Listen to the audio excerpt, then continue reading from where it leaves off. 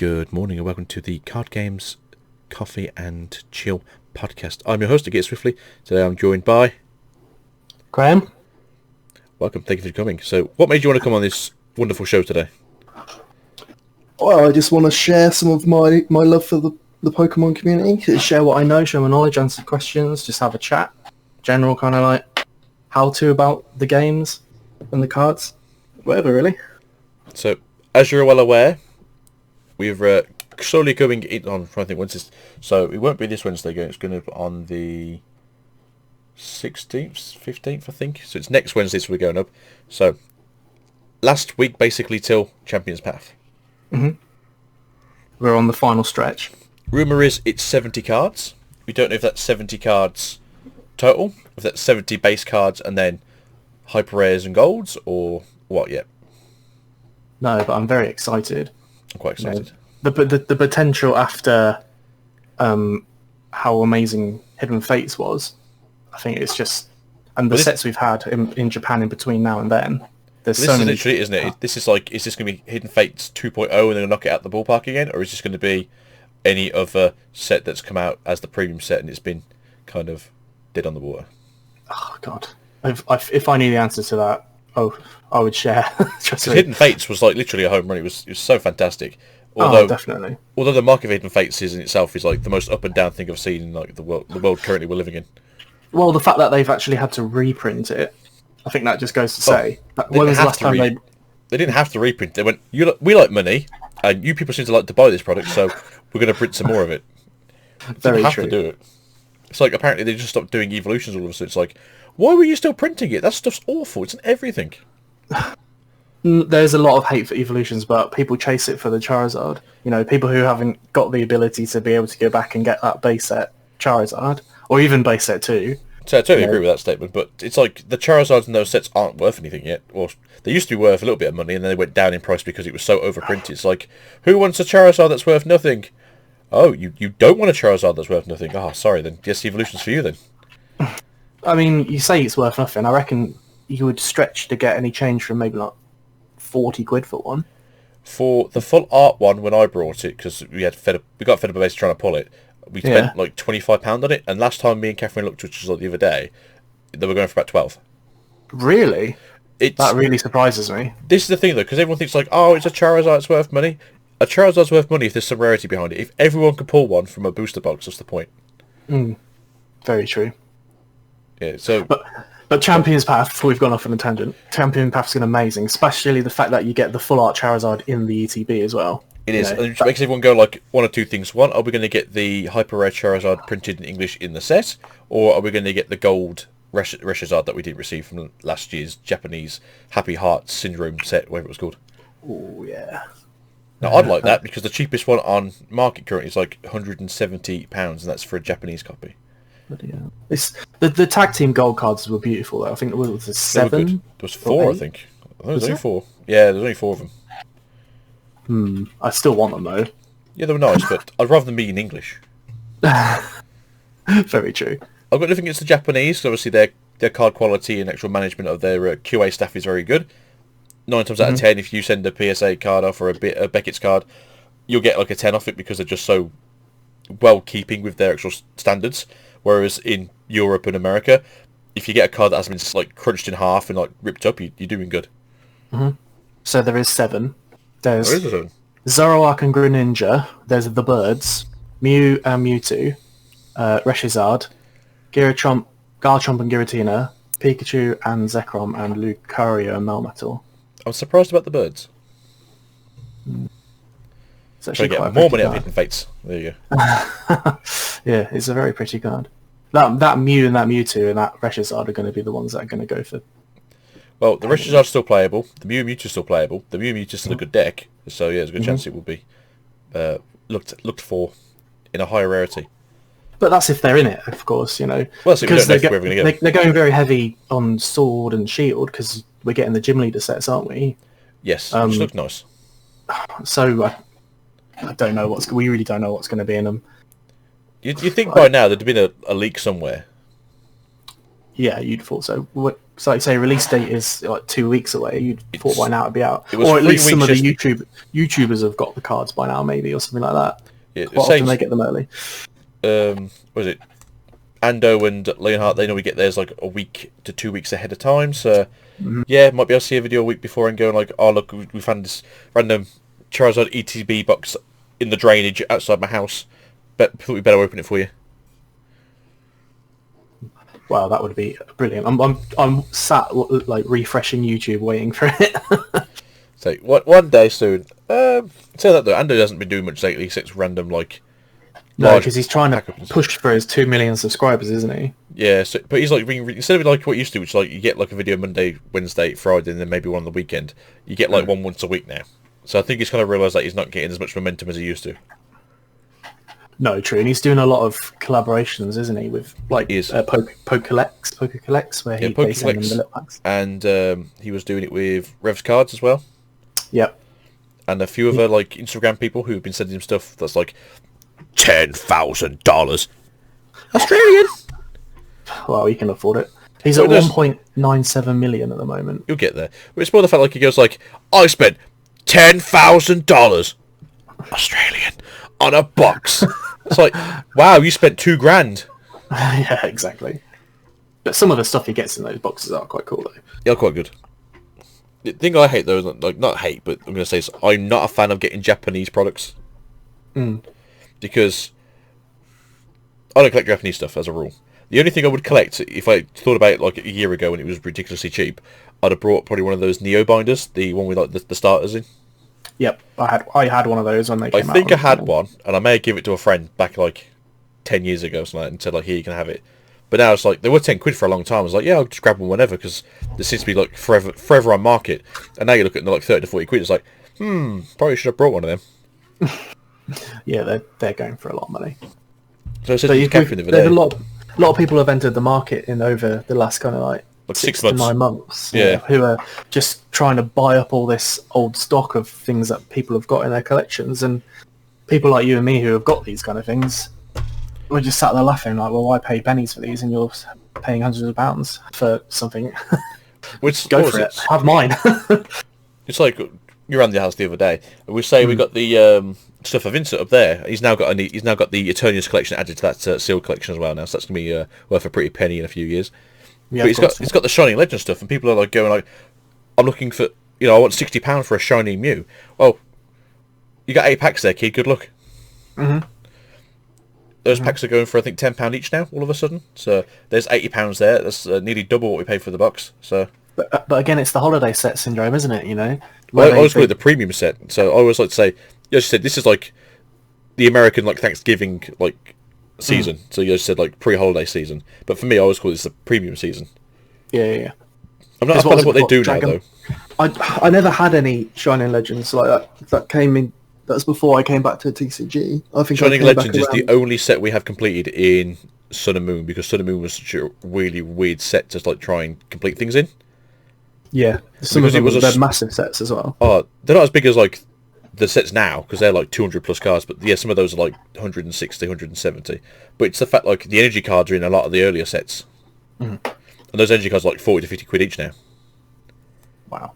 Oh yeah, the gold ones. Yeah, the gold ones. I pulled one. I remember I pulled the gold psychic one and sold it straight away. So when they first came out, they were like 60, they were like £30. I was like, oh, it's too expensive. And then it's like, look, it's like the £60. Like, it's not. It didn't used to be that expensive.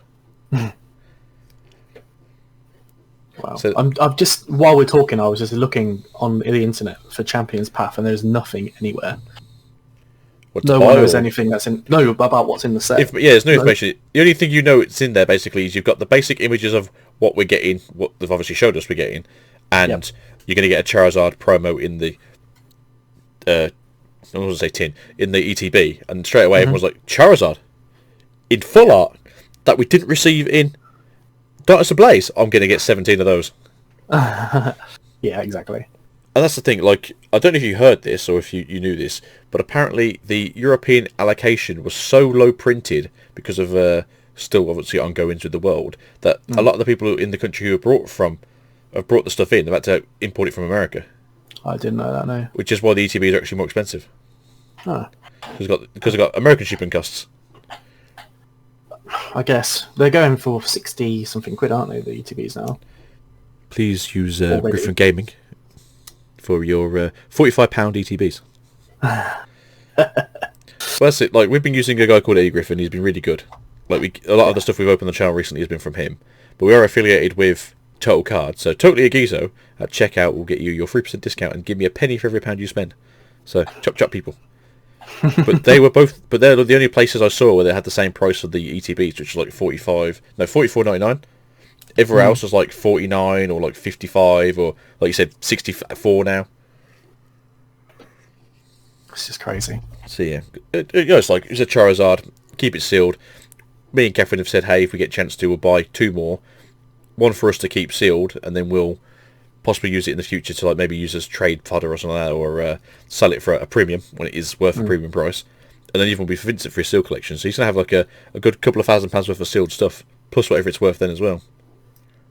Yeah, I mean it's good investment, definitely. After what's happened to, like I say, Hidden Fates and now Shining Legends, there's no reason not to. I just find it hilarious that we found out there was going to be a reprint, and then for some reason the price of the cards went up. Yeah, Like, because that's not how reprints work. They were going to change. They were worried that people were going to print them with different dates on, and then they weren't going to be worth as much. And Well, that's what they said.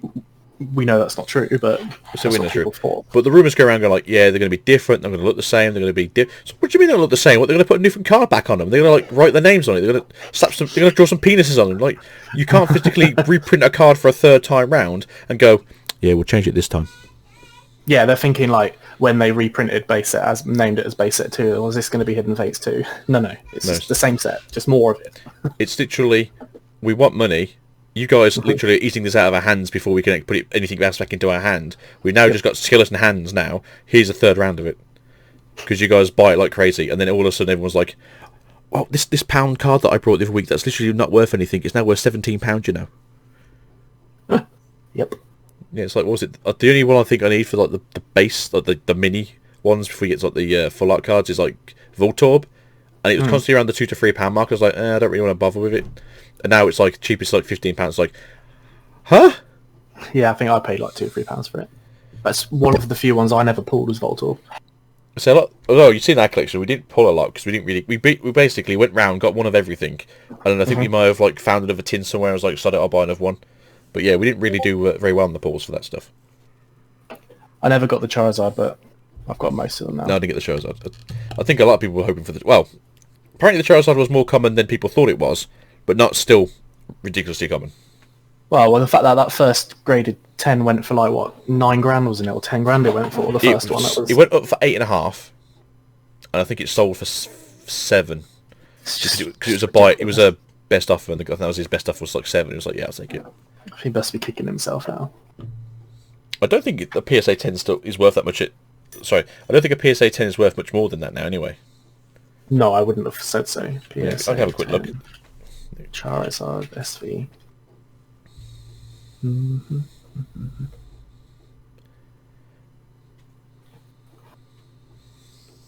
Oh, Chaos Cat's here. Staring at me. Not good, because every time she wants to be throwing things on the floor. There's a Beckett 10 for £2, and then a PSA 10 for 1,400. Well, there you go. So yeah, the guy stole that money basically. Yeah, pretty much. It's like 20% of the price that you paid for it.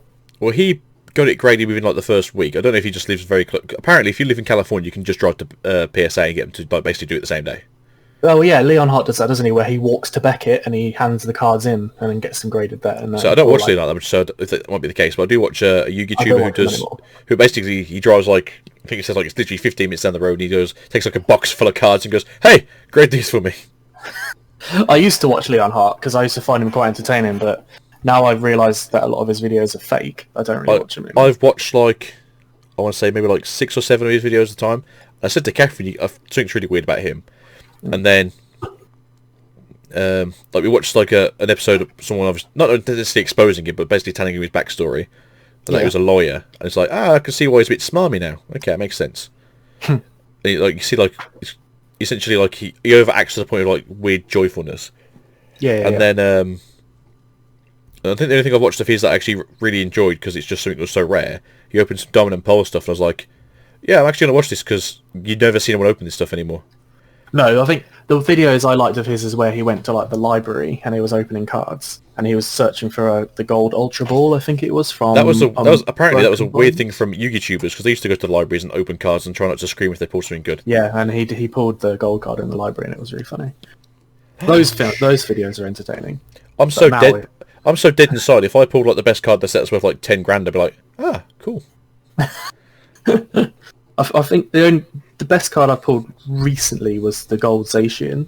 And I think I pulled it and I just dropped it on the desk and went, oh, okay, and then put it in a sleeve and put it in my folder. And Just slammed it down, slapped it in the face, so went like, ugh, knocked And some of the it's dust off of it. still in my folder and it probably will never come out my folder. Well, now that we've pulled that extra Zacian, Catherine's like, you can take the gold one out your deck now. I was like, yeah, I'm still going to play it in my deck because I don't want to damage it. So No. we said to Mr. Brecken that if he wants to, he can trade for it. That's fair enough. Is it the same deck that they've just released the theme box for? Obviously, you've not been watching my episodes, or you have been watching my episodes, which will ask this question. Yeah, basically, it's the same. It's virtually the same deck that I built. Yeah. And I put a profile up on the channel. I put a profile up on one of the Pokemon subreddits, and I was like, this deck is basically it's either like full tank or full glass cannon. Like you can either go all in, or you can go basically stop people from doing anything. Mm-hmm. And then like I didn't see the full deck profile of the guy who actually won the online tournament for the card game, but his was a Zacian deck, and I was like, yeah, I wonder if this is very similar to mine. I think it was. So I was like, damn, someone stole my idea. Didn't get any credit for it. See, it's basically the same thing. It's really, in all fairness, it's really good value for money. Yeah. I've never really got into the competitive TCG. Like I understand it to an extent, but I never really dabbled in it. This card go brrr. Yeah. It's not as bad as like it's very straightforward. It's probably one of the most straightforward decks you got to play. It's like you use the Zacian. If you can't do anything the first turn, you use his ability. Next turn, if you can, you slap someone in the face. Following turn, you get him out of there, throw in a Jirachi, and then you skateboard out the Jirachi, and then you do the same thing again. And then if it's really bad, you throw at the Manaphy, and the Manaphy just does Whirlpool, and you just do the same thing again. Yeah. But it's not as bad as like some of the decks where it's like basically just like card ripping constantly. The what is it? The Dust Noir and Trevenant deck that does just rips your hand. It's like, oh, turn one, you have 2 cards to play with. Hope they're not energies. That's funny. Yeah, if that person gets to go first in the first game, they'll automatically probably win the first game. So then you can go first the second game, and then obviously if they lost that game, which is a chance they will, they'll go first again in the third game. So it's like, oh great, so there's just a chance that I just can't win this game. I guess that's why it's such a good deck then. It's really That's why good. everybody plays it. It's in brackets, it's skillful, but it's not so much skillful as you just have to get lucky and draw the right thing at the right time. Yeah. Okay. So if you open the good hand, it's like, oh yeah, so you ain't playing this game, and I'm gonna get 2 easy wins. Yeah. But again, that's all luck of the draw. They could get the exact same deck and then draw better, and then that could be it. Yeah, we don't have heart the cards in Pokemon, so I'm not really sure what we use. Skill of the draw. Yeah, skill of the draw. So, what are you looking forward to then in the rest of the year, as we've not got much left now of Pokemon stuff? Obviously the Crown Tundra for Sword and Shield that comes out soon. Yeah. Well, fall, but they haven't really announced anything since then, have they? No, well they're doing the anniversary for Pokemon Masters EX, which I've looked at, and that was probably all I've done, and that's probably all I will do. As much as I put in that game, like originally it came out, I must put like a good 30 to 40, 50 hours into it. I probably will never go back to it. No. And they've put the Megas into Pokemon Go badly. Yeah, they're so weird. I did a couple of raids when it first came out, so I got invited into like a Charizard X, and I think it was a Blastoise raid. I was like, oh yeah, I've got some candies now. Oh, I need to do 5 more of each to just Mega Evolve it for 4 hours. 5 more of each if you get the first tier, which is I think under like 50 seconds. So if you've only got like 3 or 4 people, you're going to need like 8 to 10 raids. They're not hard to do, which is obviously a good thing, but there's just a pain in the ass to try and do if you haven't got a lot of people. I appreciate that Niantic has like responded and said they're going to look into changing it slightly and reducing the costs, and But only after we've taken all your money first. only after everybody else is pissed off and doesn't want to play the game anymore. Or, you know, me and Shannon, my partner, we were doing the Beedrill, you know, the tasks that they released when it came out. She said, just to be like honest, me and Catherine got very lucky. We have 100% Beedrill. Yeah, fair enough. So we're like, this is great for us because we literally have like the perfect Beedrill. We have perfect Beedrill already. You can Mega Evolve that Beedrill. You have to get the crappy Weedle you get on the first one. You should get 100% one. Mm-hmm. So we just went like, great. We're just going to Mega Evolve our good ones. And yeah, they're actually like really, really good. They're actually beast mode. They're like 3,580. Wow. So like, and obviously they have like the buff where they make everyone else a bit stronger as well. So when we went against Venusaur, yeah, it was just wrecking. Which is nice, don't get me wrong, but then 4 hours later you've lost it. Yeah, but it's really cheap for the Beedrill. That's the only thing I can like say. Which is what they're going to do for the everything else. The other starters. I think they're bringing Pidgeot in, aren't they, now, because everybody's done the raids. Pidgeot, yeah, I didn't hear anything if they've announced actually like we've done the 2 million raids, but I can imagine they have. They always do. I would have presumed we've done the 2 million raids. But yeah, it's Pidgeot, Houndoom, and there's a third one I can't remember now. I mean, I've got a shiny Houndoom, which will look cool when it's megaed. The one I want is Gengar, because he's the coolest one. The White Tooth. Yeah, and Ampharos, because I'm a massive fan of Ampharos. Mr. The cloudy dragon. Mr. Cloudy Dragon. Yeah, he's one of the coolest. Mr. Fernando. Yeah, and then they're doing Porygon Community Day on the 20th of September, aren't they? Which I'm okay with. We don't have a shiny Porygon yet, so yeah, it's a cool little blue and purple, I think it is. Yeah, it's basically like Twitch Stone, so it goes, instead of being pink and white, it's blue and purple. Which is cool, I'll take that. You know, Porygon Z with Tri-Attack, I think they're releasing. Well, Porygon looks cool in that form. Porygon 2 looks cool in that form. Porygon Z looks like you should just murder it. Looks horrible in the shiny form. Yeah, I'm just looking at it now. So I was saying the other day, I just wish Golduck was gold when it evolved, if it was shiny. That's one thing that they probably could have done a lot better, is the shinies in the games. So there's some Pokemon where the shiny version looks almost exactly the same. So we'll take Gengar, for example. So you know what that is though, right? No? So basically in the original games, when they had Gen 2 was when you had your first shinies, the reason why that is though is because they only had so many colours that they could switch through. I guess. Because they only had like palettes. They had 60, it's either 60 or 32 in the Game Boy Color. So they could only basically go like from like colour A to colour B, because otherwise they just didn't have the file size for it. So Gengar went from being purple to being a different shade of purple, because it was literally the next one up. But then some Pokemon go like a totally different colour because the next shade on the colour scale is literally a different colour. Yeah. And that's literally all it is. Well, there's a guy on Twitter that I follow, or I think he's called Dr. Lava, who does all the Pokemon kind of like hidden trivia and stuff, and he posts all the like unreleased sprites and facts. Oh yeah, there's been some beta stuff that's coming out lately. I think we had some beta stuff for Gen 3 not so long ago. Yeah, he released some beta stuff from Gen 4, and he showed you how all the colour palettes of a lot of Pokemon changed between Gen 2 and Gen 4. So I mean, there's no reason why they couldn't have changed them. But I think the Sun and Moon and the Sword and Shield shiny variants are a lot better. Like Guzzlord, for example. Everything since Gen 5, I want to say, has actually had like they've actually purposely chosen its colour frame. Yeah, I think so. Yeah. So if it's a Pokemon that looks like a real life creature, its shiny form will generally look more like the real life creature than what the Pokemon does. Yeah. But yeah, for the Gen 1, 2, and 3, basically they couldn't do much because it was literally what was the next colour on the palette. And that's all they could do, because they just didn't have the memory to basically like recode the whole thing in. Such a shame. There's such cool Pokemon there. So how it worked was basically, so you know how like you get shinies, it goes off like the code it has. Mm-hmm. So say like if it code matches up correctly, so it's like X99, X249C. Yeah. And that's the shiny like typing for it. All it does then is because it activates, it basically goes, instead of being colour 1, it goes next shade over. Yeah. I mean that makes sense. Like, I understand that, but I'm still, disappointed about it. Oh yeah, but now we've got so much memory. It's like, yeah, we can easily just physically go, this Pokemon is white. This Pokemon is polka dotted with stripes and like rainbows. It's like, that's a shiny. Yeah, that's a definitely good shiny. Got all the flair. But yeah, since Gen 5, I guess, shinies have gotten a lot better. Gen 4 was when they started considering doing like proper shinies, so like they'd pick the shiny they could have and it'd you convert into a proper colour. But because a lot of the Gen 4 Pokemon are sort of still based off like the Gen 2s, like Piloswine into Mamoswine, and obviously the other ones, Frostlass, Magneton into Magnezone, Magmortar, Electivire.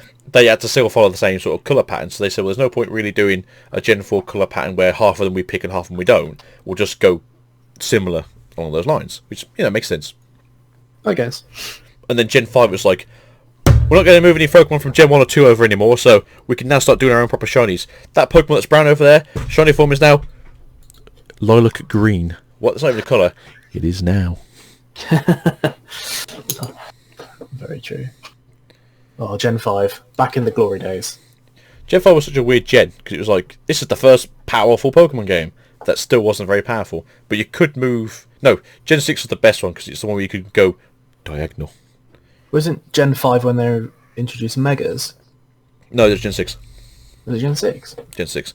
So the Mega event for Pokemon Go currently is basically introducing Gen 6. Well, I'm completely out of sync.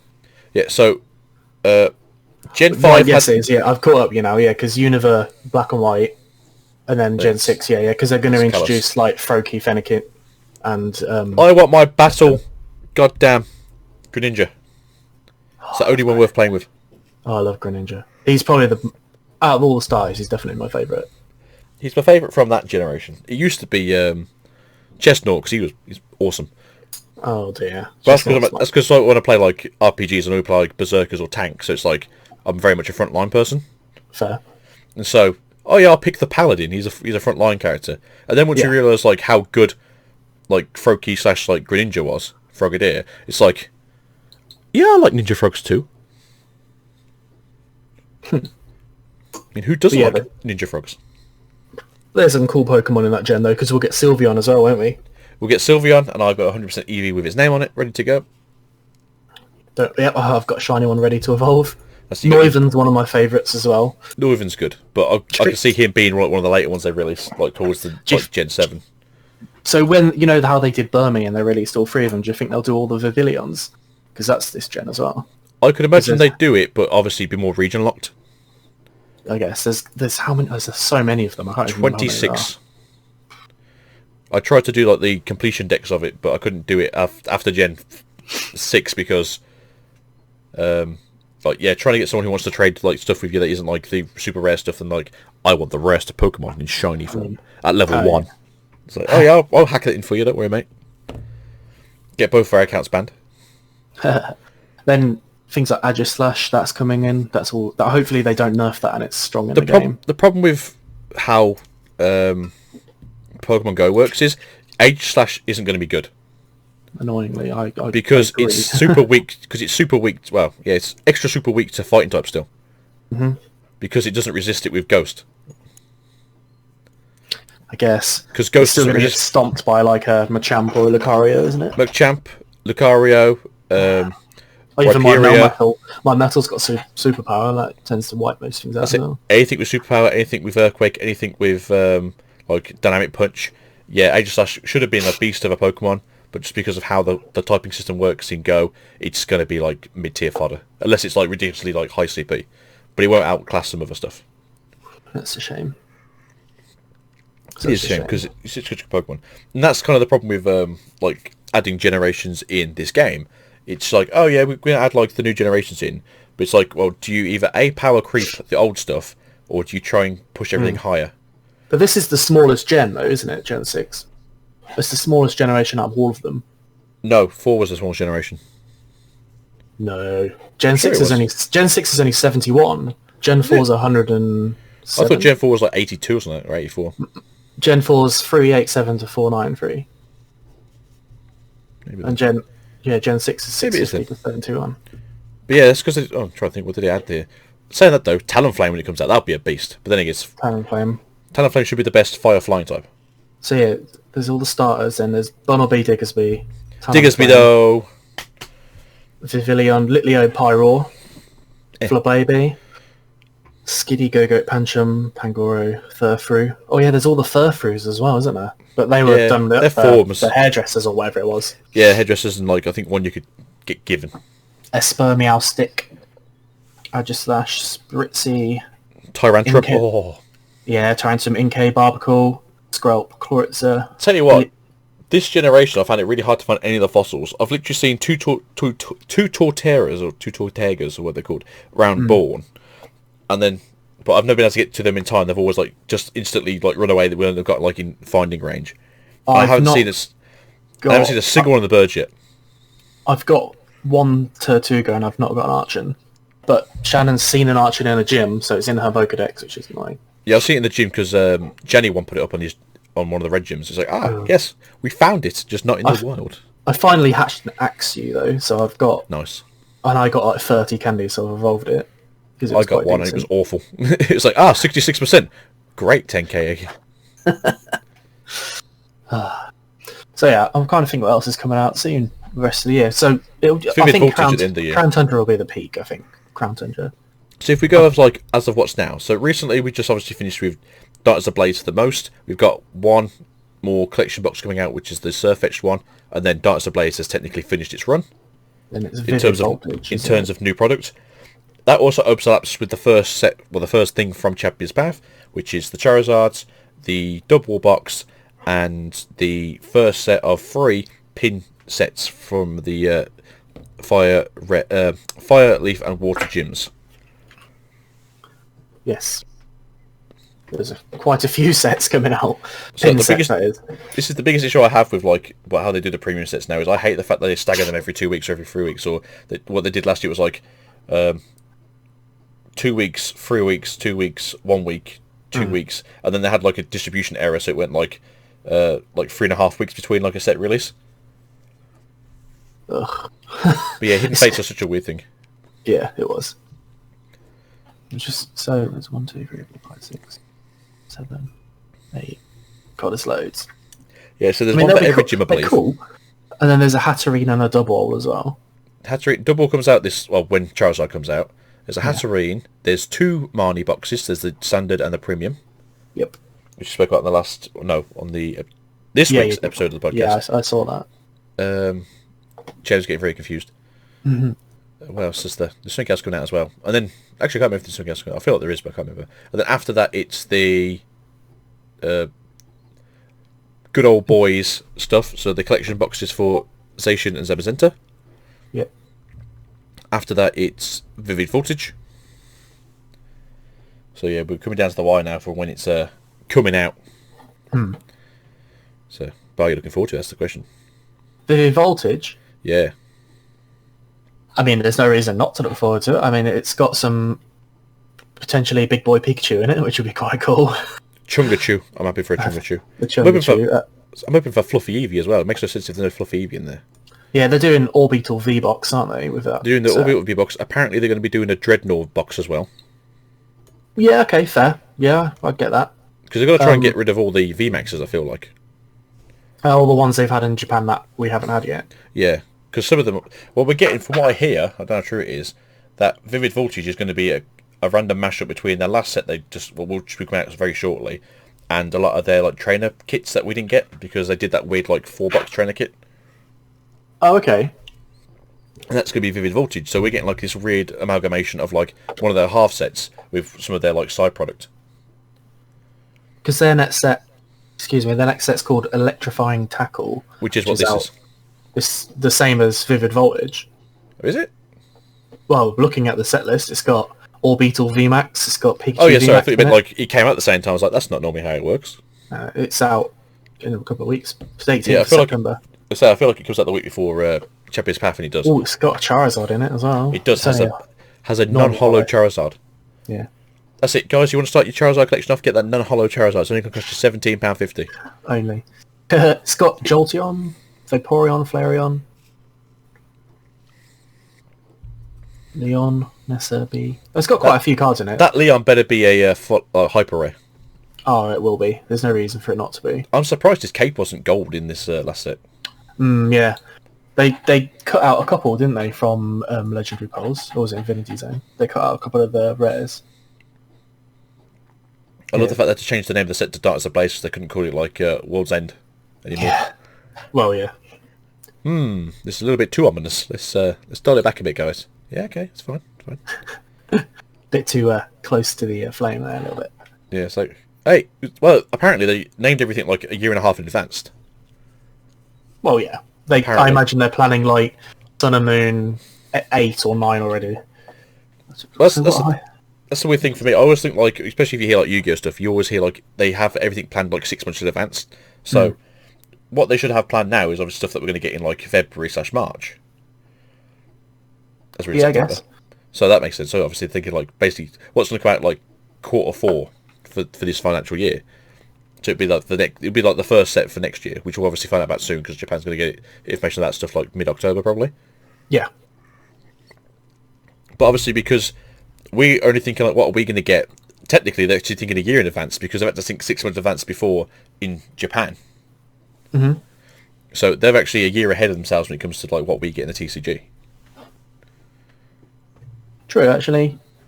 So whatever whatever they think about now basically is what we're going to get this time next year. Wow. When you put it like that, it's weird looking at it actually. So I was trying to explain to Rose because obviously she's an MTG vendor. I said to her, we're quite lucky in, I suppose, like the TCG for Pokemon and Yu-Gi-Oh! Because all our stuff comes out in Japan first, and then we get it translated like 6 months later or like next set afterwards or however they want to do it, depending on the company. So we can always see like what cards are good and what what's worth investing in.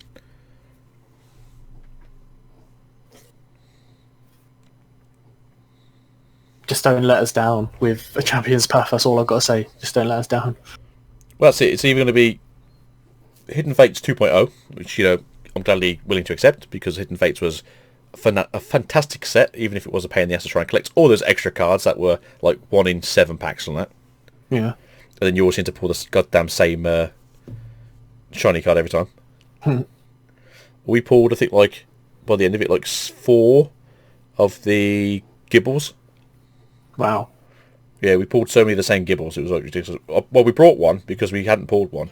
And then for the next like load of things that we brought, every single one came with a Gibble, basically. I think out of the mini ones, I only had to buy a couple. I think one was Eevee because I just couldn't get it. Oh, that was an expensive one, but that was like £15.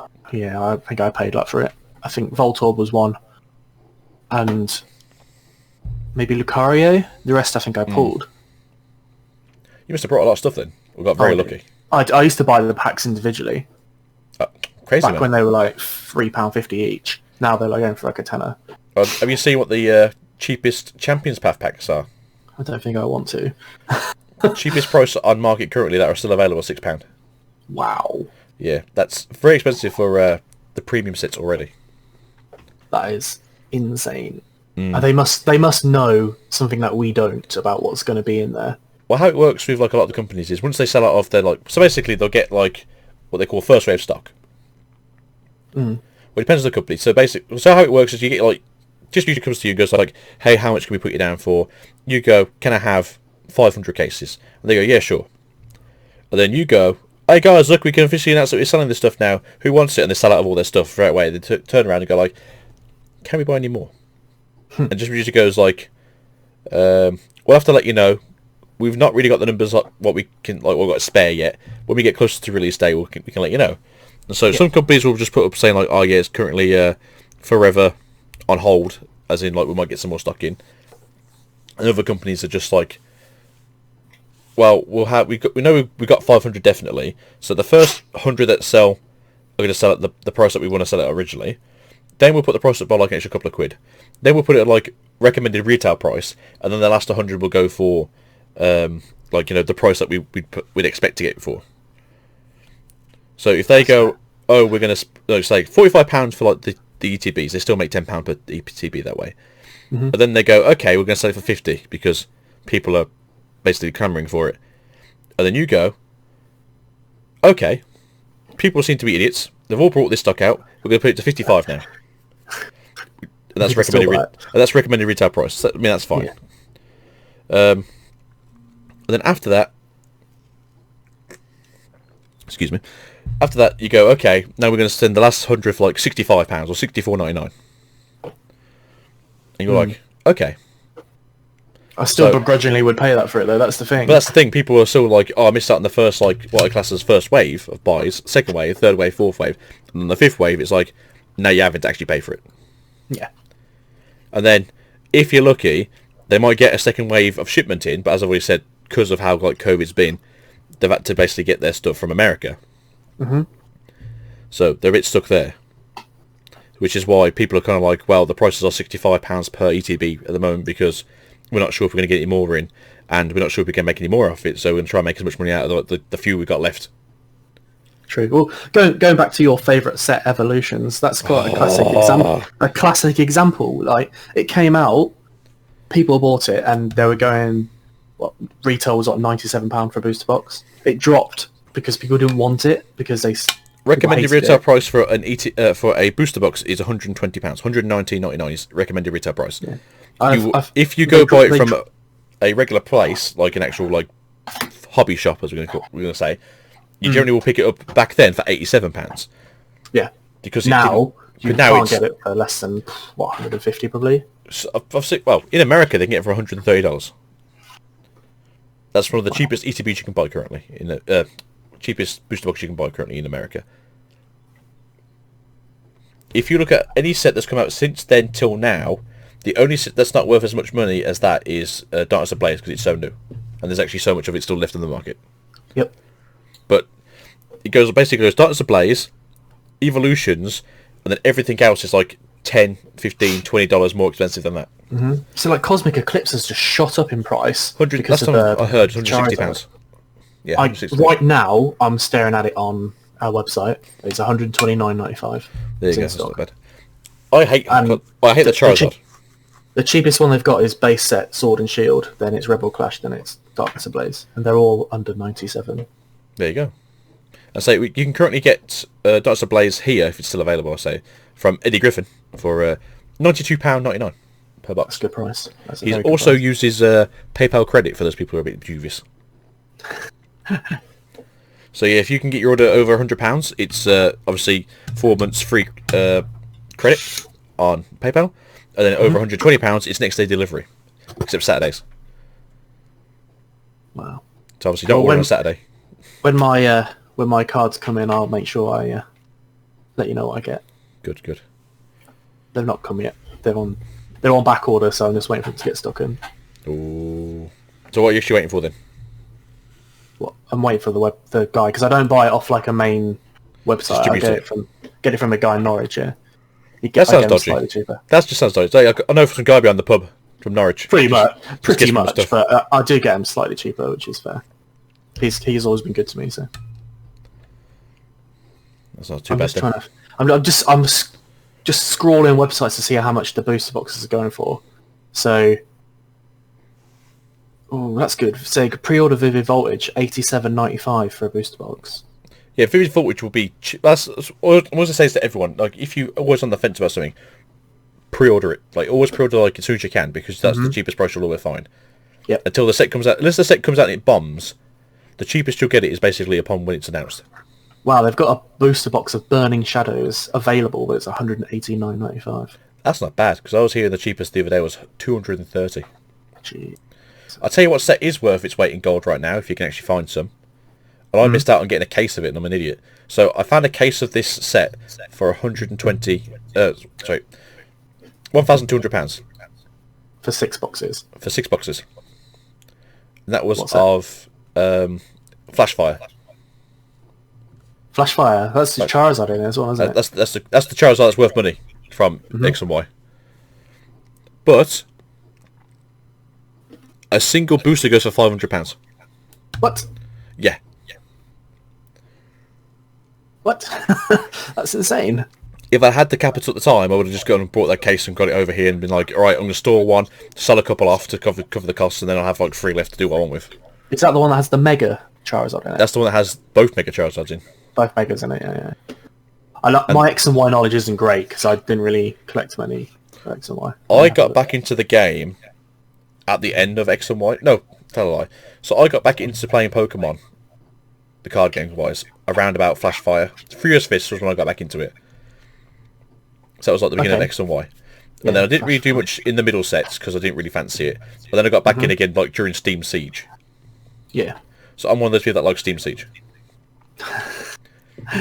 A rare breed. It is a rare breed. I like reading Steam Siege because it actually uses Pokemon that have dual typing. Because it's like, oh, this makes sense. Like how most Pokemon are. Some of the cards do look quite cool. Yeah, obviously it gets the hate that it gets, but there are some cool looking cards in there. Like the Shining Azumarill, is that one? There's a yellow Azumarill that's part fairy, part water, I think it is. It is part fairy, part water, but it's not shiny, it's just regular. It's like literally split down the middle. Oh, diagonal. Yeah, that's the one. That's the one. It's got the Volcanion in there as well, which is half water, half fire. That's cool. It's very nice for art as well. It's a nice little set, but a lot of people give it like random grief for some reason. I'm not really sure why. Because of Ando, probably. Probably. I don't know why he gives it grief either. He's never explained himself. He's just, I don't like this set. It is shiny, the Azumarill. I've just checked. It's yellow. Is it yellow? Mm-hmm. I'll check my binder later because we finally put our stuff into binders, like proper binders, rather than these like scrappy little things we've been using. And we've literally got a binder that goes from the start until halfway to the next binder that's just full of cards. Like, no spaces. I've posted it in the Discord. I'll have a look at them once we finish. Actually, look at my phone. So, yeah. I'm always happy about that sort of thing, about Pokemon being good. But I also understand why people don't like my... sorry, Fraser. I also understand why people like evolutions. Like, I never will. I don't think I ever will anyway. I don't dislike it, but I don't rate it as one of the better ones. I'm impartial. It's another set. I understand people's grievances against reprinting base set because it's... Evolution would have been fine if they just reprinted it as, like, a base set and then never put in anything else. Yeah, I think they put evolution packs everywhere, didn't they? Every set box you bought had an evolution. Evolutions is still getting printed... Oh, sorry. Evolutions is still getting put in things in Darkness Ablaze. Yeah. And it's been 5 years. What does the Eternatus box have in it? Does that have evolutions in it? No, thank God. It has a Steam Siege instead, though. So, but we'll find out. Like, I think, like in some of the next boxes that come out, like during Vivid Voltage, if we've seen the end of evolutions. Weirdly, my pull rate in Steam Siege isn't actually that bad. I think one of the first packs I got from a collection box, I got the Magonia EX in it, which was quite cool. Nice. So that's a nice card. My pull rates aren't horrendous in it. Yeah, but they're not cards that really go in my collection because it's not really a set that I have anything of. I just have a little bit of bulk of it now, and a random EX. I think a lot of those sets just have like nice sort of like their transitioning artwork is in those sets. Because they were transitioning to what they want to be doing in like Sun and Moon, so you can see their art style was changing, and then they went back towards their older styles because of evolutions. So it seemed even more fresh when we got like Sun and Moon. Yeah, I think what they're doing now in Sword and Shield, though, they've got it right. Like the way the full arts look, the textures and the rainbow rares. I think they're the best that they have been probably ever, in all fairness. You know, since the EX is in Ruby and Sapphire Age, I think these are the nicest looking cards that we've had. Oh yeah, I mean you can go back through, like, for instance, some of my favourite artworks are like the Neo cards. Yeah. I wish I had more of them, but I think that's like where they had like this amazing art style that matched very similar to how like the games and the anime was going at the time. So it looks... Yeah, I agree. I think that people obviously rave about some of the Neo sets being some of the best ever. I think Neo Genesis is probably one of my favourite sets as well. But I quite like Discovery and Revelations simply because the cards are just so nice to look at, like you say, and the art style in them is brilliant. They're aesthetically pleasing to look at. Good turn of phrase. I like it. But that's it. You look at something like base set's just nice, but it's very much like an image has just been printed on a card, and that's perfectly fine. That was changed up a bit in Rocket. Rocket was the weird set where they started to change up how they want to do art styles on cards, because Fossil, Base Set 2 obviously, and Jungle were very similar to the fact that they had that same sort of style that Base Set had. Rocket changed it a bit. Then we went into Gyms, which is the wrong way around in English. True, but they're two of my favourite sets, again. But they're nice artwork because they've got that kind of weird, like, transitioning into, like, action shots a lot in in them, so that's nice.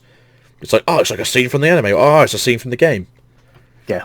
And obviously back then when the game was, like, as low graphics as it was, if you looked at the card, like, doing this sort of, like, battle pose and action, and then you're playing the game, it's like, well, it's just what this Pokemon looks like when it's actually fighting. think it's quite nice. And then obviously you go into Neos then, which is like this brand new sort of like renaissance of art style that they brought into the card game. Plus of how popular Gold and Silver were when they came out, yeah. I think that definitely helped boost the popularity of the Gold and TCG. Silver has got, I think, like the third highest sales of Pokemon games. Oh yeah. It literally I can see goes why. It literally goes red, white, and green, red, blue, and yellow at like 27 million. Oh, is it? No, 14 million. Then it's like Gold and Silver at like 12 million. But then like the best selling is actually Sword and Shield at like 19 million. Yeah. So Wow. surprisingly, Sword and Shield being the newest game, flopped terribly hard, everyone. But no, sold the most copies. So yeah, I don't know how that works, everyone. Even after all the grief that people decided to give it when it came out. Yeah, the Dexys. The free the national Dex hashtag or whatever it was. That's what I was saying to Catherine. I was like, it gets to a point though where you can't just have every single Pokemon every single game because you just stop making innovations into a game. Then it's like, why bother like training a whole set of new Pokemon if I can just bring my Machamp from like Generation 1 that was perfect IVs and shiny? Yeah, exactly. Why bother doing anything in the game if I can literally just bring everyone over? Yeah, it makes it too easy.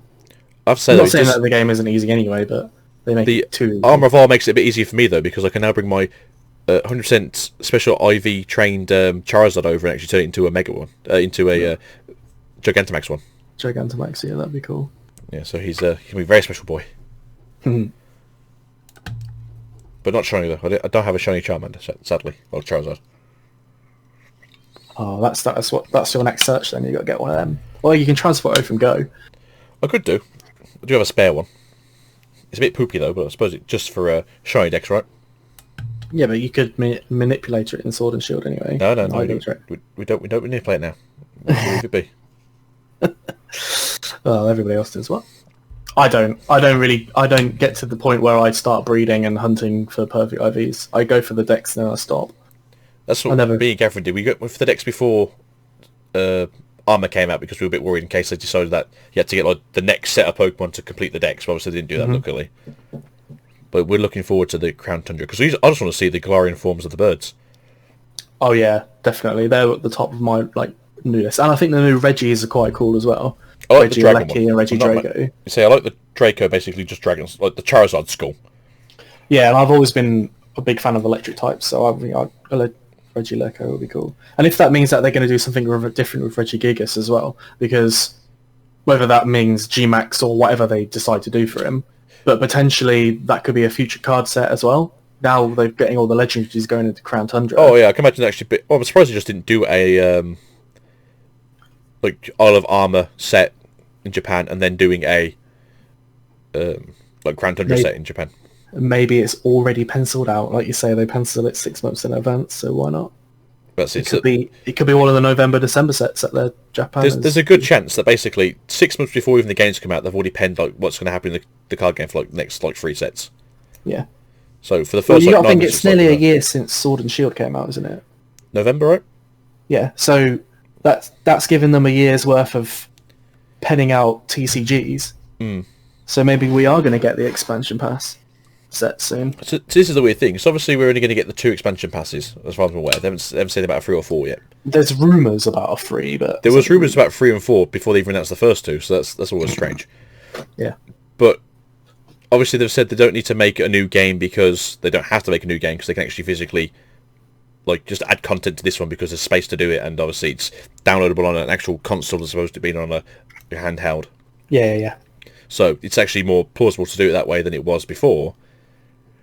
But at the same time, it's like, well, if that's the case, then we've had all our content for the game this year, and we're not getting any more.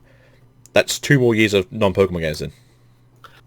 See, the biggest rumour at the moment that I keep hearing is about Diamond and Pearl remakes. You know? Yeah, Gen 4 remakes. So one YouTuber that I quite like is A-Drive. A-Drive, yeah. I don't like A-Drive. So I watch him most days, and one thing he always touches upon is rumours. He always does rumour videos, and every single video has got Sinnoh remakes, Diamond Pearl remakes. So he approaches it from different angles. So to begin with, it was just flat out remakes in the style of Sword and Shield.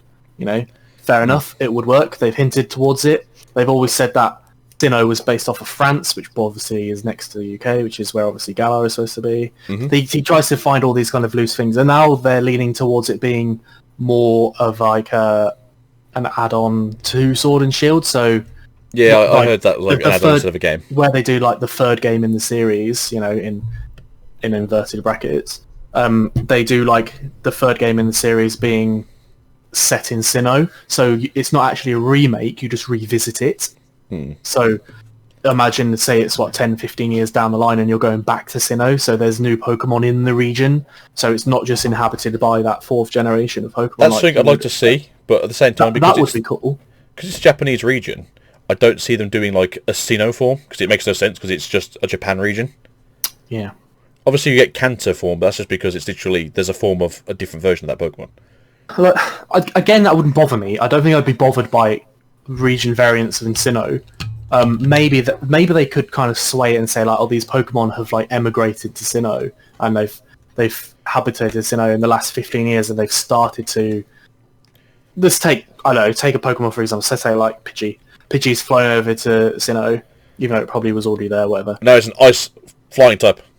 Oh yeah, it's settled in the ice area and it's decided to go ice flying because it's settled in that area. And now it's got like a big fluffy, like feathery area that looks like a scarf. But yeah, you see what I'm trying to say though, right? Yeah. Actually probably was a bad example, but you know, that's probably if they decide to do it, that might be how they do it. And if they do that, then that will be actually quite cool. And I would quite like to revisit Sinnoh because Diamond and Pearl were very good games.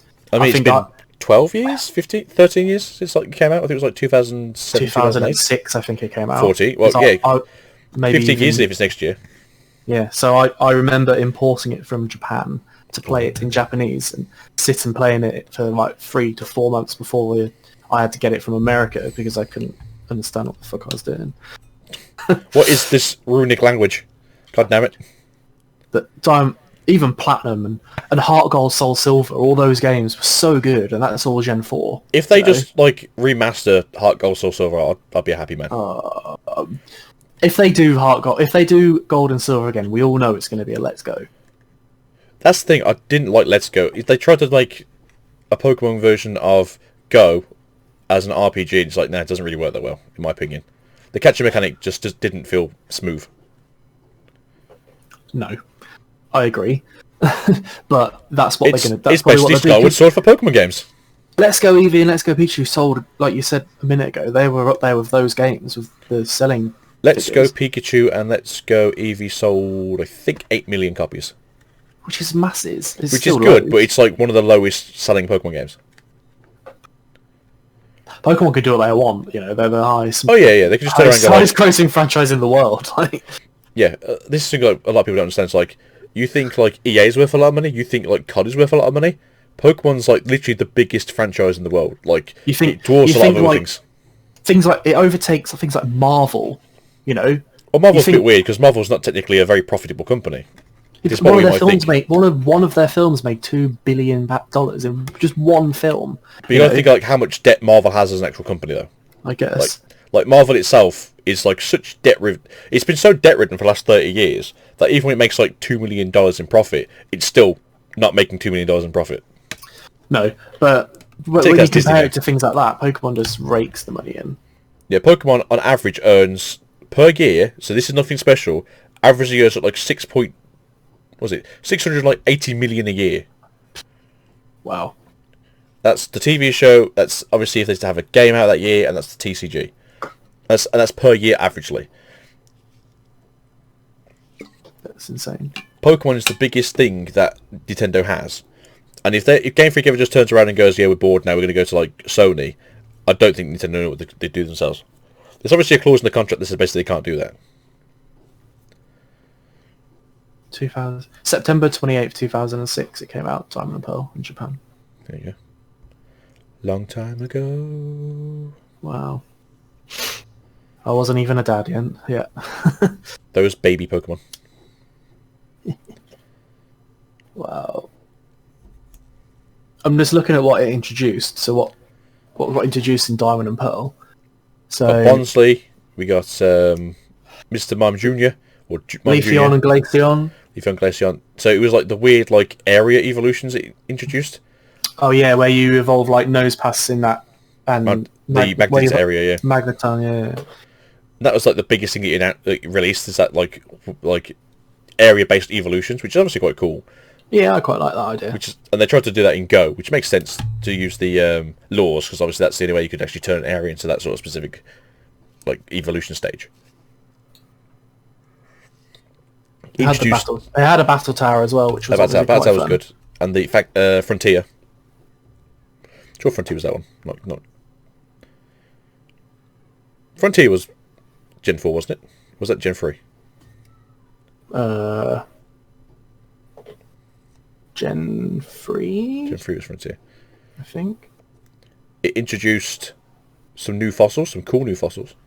It did. It introduced the Dawnstone and the Shiny Stone, I think. And the Dust Stone. The Claw Fossil, I think, was that Gen as well? No, that's Gen 3. Claw Fossil is Credilli. It's the Shield Fossil and the Skull Fossil for Gen 4. Because you get Rampardos and Shield. That's right, yeah, that's right. I love fossils. I hate the fact that, well, Gen 2 makes sense because Gen 2 is technically just like an expansion to Gen 1, so it's technically Gen 1 and Gen 2 is just the same generation.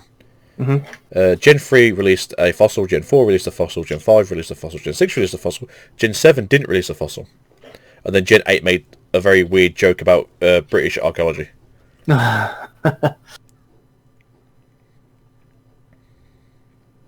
yeah. I mean, I still like it. I'm still happy to play with any of the fossils. Fossils are cool. As much as I just joked about the British archaeology, the new fossils are very awesome in comparison to like the standard like rock Pokemon. Just because of how they did it, which I thought was cool.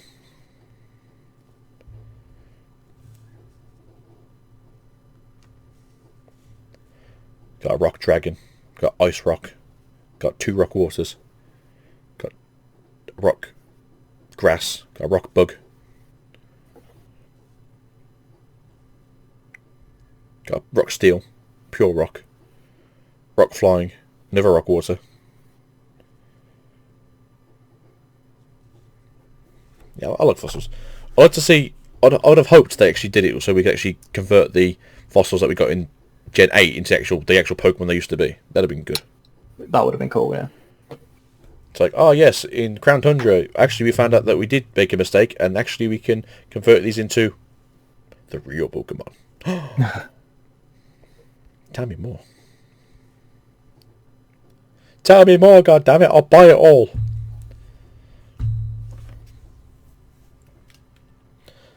So,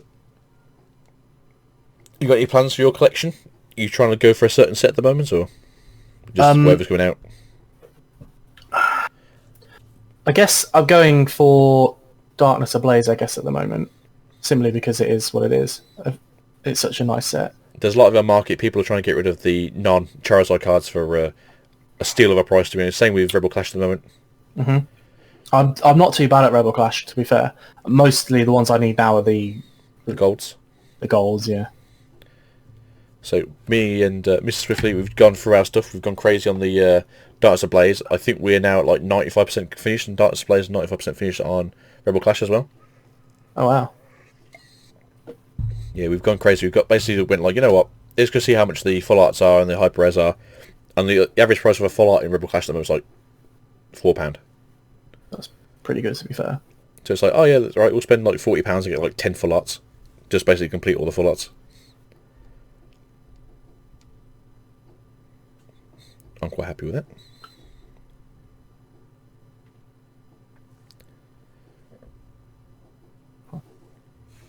Obviously, we're trying to...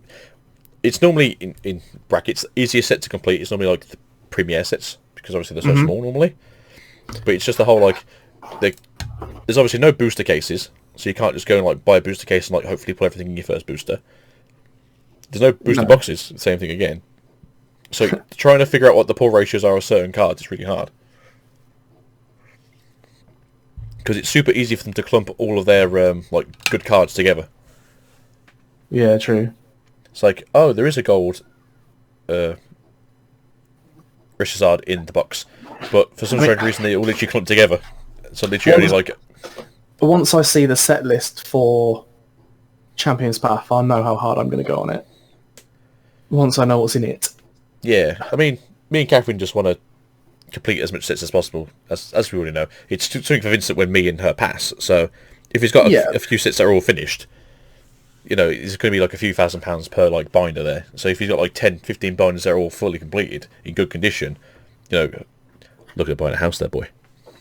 True, and I know the collector in me is going to want me to go like in on it, because that's just the nature of being a collector, I guess. Yeah. I mean, normally I'm not massively bothered, but I did say to Catherine, like, I want to finish the base set of every set off, so at least we can say at least we started right. Yeah. We haven't done that. Although as funny as it is, we did pull the 3 gold cards from that set, so it's like, well, we only need to get like the 3 cheap ones now. That's lucky. Can't believe how much Sam Ascent is going for in gold. He's going for like 120, 130 at the moment. Is it really? Yeah, like I don't know why he's sharp in price, and then even with the announcement of the trainer deck, well, the Battle League decks, the price has just still stayed like 120, 130. It's insane. Yeah, so if you guys can see, just going to show the camera. That's our spare one, Mr. Brecken. He don't know if I told you. He jokingly said to me he's going to trade me a hyper rare Charizard from Burning Shadow. I think you did tell me. Yeah. Okay, same value. If you want to trade it, I'll happily take that off you. I'll call your bluff. Yeah, I'll call you bluff. I'll show you a Goldie boy if you show me a shiny boy. Oh. I'm sure I've told you the story about the Big Bag 92's experience with Rishazard. We may have watched it in the video. No. He brought 5 of them. Wow. Oh yes, you did tell me. Yeah. He sent 4. He sent the 4 off for grading. And they all came back 9s, and they weren't at the time. They weren't worth the same price as a raw one. So he was like, you know, basically don't make any money on them. And then he got one that got estimated as PSA 10 by PSA. Yeah. Literally, like, got home. Well, sorry, he got there in the day. His wife put it on the counter. Cat knocked it off on the floor. Doug ate it. Or chewed it a little bit. So yeah, from being a PSA 10 to being like a PSA 2. Oh, well, that makes me feel so sad. Yeah, I think he must have spent like, I want to say, at least £600 to £700 on Rishazards. That's insane. Although I think the PSA 9s are going for like 300 now, 350 now. I don't know. I couldn't tell you. So I'm not massively into PSA cards, so it's not like Me neither. It's not a market I'll keep an eye on. If someone offered me a graded card, and I probably would take it, but I wouldn't go out my way. If someone offered me a graded card at like the same price as like a standard raw card that obviously is just in good condition, I'd be like, yeah, sure, but I'm not massively interested in like paying over the extra money for it, because it's like, yeah, there's a chance that most cards that get pulled that haven't been like ripped out by a toddler and smashed onto the floor are a 10. It's like someone was saying the other day, it's like there's only like 37 Arcanine Lights that are PSA 10s. It's like, yeah, because most people who had them as kids just didn't treat them very well, or they didn't send them into PSA at the time because they didn't know about it. It's like people have like this really weird like thought pattern that like all old cards must be trash because only like so many of them are, like PSA 10s. It's like, because 20 years ago PSA was not really a thing for most people. So I've only really heard about PSA in the last sort of like 6-7 years. I mean, they've been going for, I feel like they've been going for like 30 odd years. Oh, they think they're maybe longer than that. They started, I think, with things like baseball and cards, didn't they? Baseball and memorabilia, that was what they used to do. And then they started going like, yeah, we'll do Magic the Gathering, and it's like, well, yeah, we'll do Pokemon, and yeah, we'll do Yu-Gi-Oh, and yeah, we'll do whatever comes along, and look how good the quality of the card is, and so forth and so on. Yeah, that makes sense. That's what they're into. And that's it, though. But everyone's got this like weird kind of idea of like how PSA works. It's like, well, if it wasn't so much like a insider secret back in the day, you probably would have more like PSA 10 Charizards in the market. Yep. But, you know, back in 1999, 2000, Europe didn't know about PSA. And then the only people who knew about PSA in America were the big collectors who were buying up all the cards for cheap because they knew they could get them PSA'd like 8, 9, 10s and sell them for a massive profit. So, I'm not sure if you've seen the episode with Lionheart where he's talking to the guy who's got the biggest Charizard collection in the world. Yeah, the guy from Pawn Stars, whatever it is. Yeah, that guy. And he basically tells you that's the story. He goes like, well, you know, I was in the market at the time for the Japanese cards because I could get them to sell for a ridiculous price in Japan. Yeah.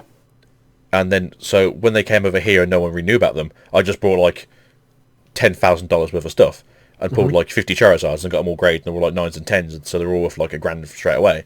Yeah. It's like, yeah, that's basically inside trading. Well, exactly. If you would have done the exact same thing if you'd have known what it was. I don't think 9/10-year-old me would have done the same thing. No, but No, I want to play with it. Leave it alone. I mean, I vividly remember, as far-fetched as this may sound, but I swear down it's the truth. Farfetched or Sir Farfetched? Normal far-fetched. Oh, So okay. I got a bit of pocket money from my granddad because I went and cut his grass or whatever I did. How dare you? He gave me £10, which I was like, oh, thanks, cheers. I'm going to go buy myself 4 packets of Pokemon cards from Blockbusters because they were £2.50. So I do remember the wife saying there used to be a Blockbusters here. Yeah, they were in Blockbusters and they were £2.50. So sit on the shelf on the top left behind the counter. And every time I went in there, they knew what I was going to be buying because I never went in there to rent movies. Oh, it's that kid again buying these Pokemon cards again. Yep.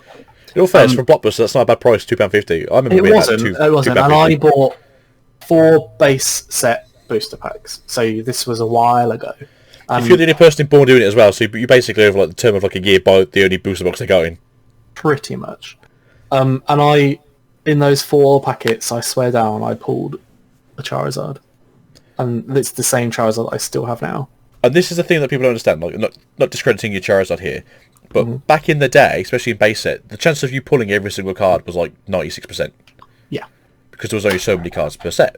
Yeah. And this is what people seem to forget. It's like, oh, I pulled a Charizard. It must be super rare. It's like, did you get a booster box? Yeah. Then you need a guarantee to pull a Charizard. If you actually sit and watch like booster box openings on YouTube or whatever social media. Sadly, I do. I'm into that. Sadly. Exactly, and if you actually watch the old the WotC sets, if you watch anything basically between base set and like Neo, you're guaranteed to pull at least 2 of everything. Yeah, you pretty much get a set from a booster box because you're getting 11 cards and you're getting 36 packets. You know, quick maths, that's 396 cards. You know, there's only 102 cards in base set. Mm-hmm. Okay, yes, guaranteed. I get that 9, 12, 16. There's probably, 24 rares, so you'll double up on a couple. You got rare every single time, but obviously there's some hololess rares. So let's say you get those twice every single time because it's like obviously thins out the amount you get.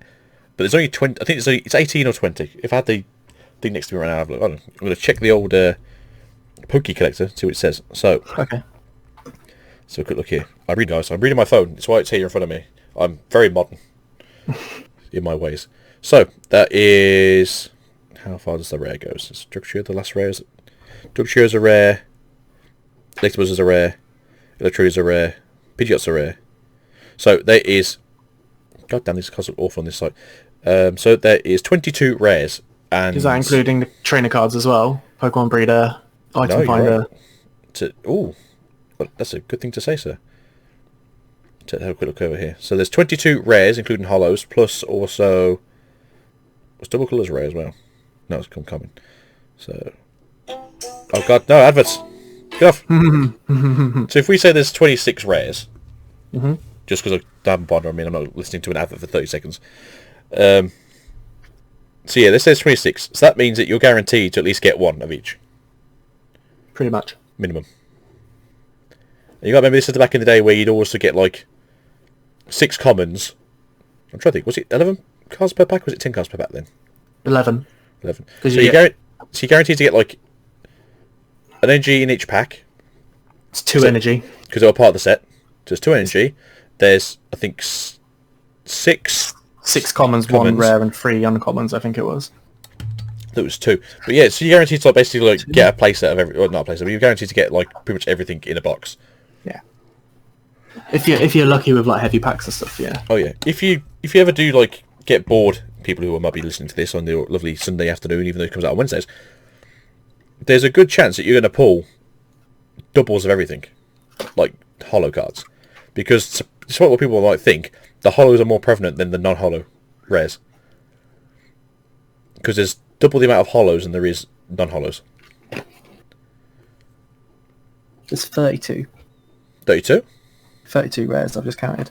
There's there's 10 trainer cards that are rares. Ah, okay. That's where they get you. Clefairy Dell Computer Search Devolution Spray, Imposter Professor Oak, Item Finder Lass, Pokemon Breeder, Pokemon Trader, Scoop Up, and Super Energy Removal. Not bad. My folder is just to the left of me, so I've just picked it up. I literally just put it back on top of the cupboard last night, so it's like I can see it like literally poking out like. And like Jungle, there's only 64 cards. Yeah, Jungle's like such a tiny set, and people forget this as well. But the issue with Jungle is you They got duplicate hollows and rares, yeah, which they didn't do in the Japanese ones, which is why a Japanese booster box is worth so little compared to like an actual TCG one. Yeah, which is 32 cards. So half the set is rare. Yeah. Same with Rocket. Same with everything up until. Yeah. I want to say. It's basically everything from Jungle until Pokemon took over it again, because Botsy went like, how can we make more money? But I lost money Jungle on Fossil, base set. there's so much of it in the pipeline at the moment. So So much of it in kicking rotation. around. Yeah, so much in rotation. It's just not worth anything. Like the big bag message the other day goes, "Oh, do you need any uncommons and common Rocket cards?" I was like, "No, we've got everything for our set." And I said, "Actually, you know what? We need like this, and this because ours are a little bit damaged." He's like, "Yeah, I've got them," but he's got basically like a full uncommon and common mint set of Rocket because somebody opened some packs not so long ago and went like, "Oh, you can have them for like 10 quid." Wow. I mean, I've got quite a lot of Watsy bulk that's just sat in front of me, just not doing anything. And I'm pretty sure I've got a full Neo Discovery common and common, and full Neo Revelation common and common. The biggest problem with like old Watsy stuff as well now is because it's unless you like meticulously look after it, it's all like in plain condition just because it's so old. Yeah. And so like, you can't even like get it for bulk anymore. It's like, oh, I've got all this. I've got literally like 2,000 like Watsy cards. What's it worth? You have to pay me to take it off your hands. Oh. Yeah, because it's got all the... It's quite bad condition. The other stuff I have isn't, though, but that's because I know how to look after my cards. And Well, since we've been doing it properly, no, as a kid, although I did have a bind as a child, just didn't look after my cards properly. Since we've been doing it properly collecting for the last like 5 years, well, 4.5 years, you know, Yeah. every card that we've got has been in good condition. Except we did, I don't know if we told you the story. So we sent like earlier in the year, before the whole pandemic thing, we sent off loads of ad bulk. We had like 10,000 cards, and it was estimated value of like £250. okay. So we sent it off and went like, yeah, we'll have free booster boxes because that's what the guy was like basically trading for. It got to him. He opens the box up and goes, all these cards are damaged. I'm like, what? Because like we literally, if we got any spare cards, they literally just go straight into tins and they get like put for far less possible. No one touches them besides Catherine. Right. And so it's like, we can't, this seems really strange. They've been damaged. Doesn't make any sense to us. Because obviously we look after our cards when we literally pour them and put them into tins. And then apparently somehow the boxes also got run through with like a spear. What? Yeah. How? So apparently the person who delivered them stabbed it through with a spike. Why? Multiple times. What the fuck? Yeah, apparently. But we think that the guy basically didn't want to deal with us, damaged the cards, and then basically made us buy them back off him. Oh, what asshole. Yeah. So we had like 10,000 cards that had been just destroyed. Wow. But it's like, they were obviously like singularly, they were worth like pennies each. But if you could sell a playset for like 50p, it's like, well, we could have made our money that way and looked at it that way, but it's a bit of a pain in the ass now. Because obviously It's they've a all bit got, of a ball like, ache, they've all been skewered now, so they're not any good. Well, that's...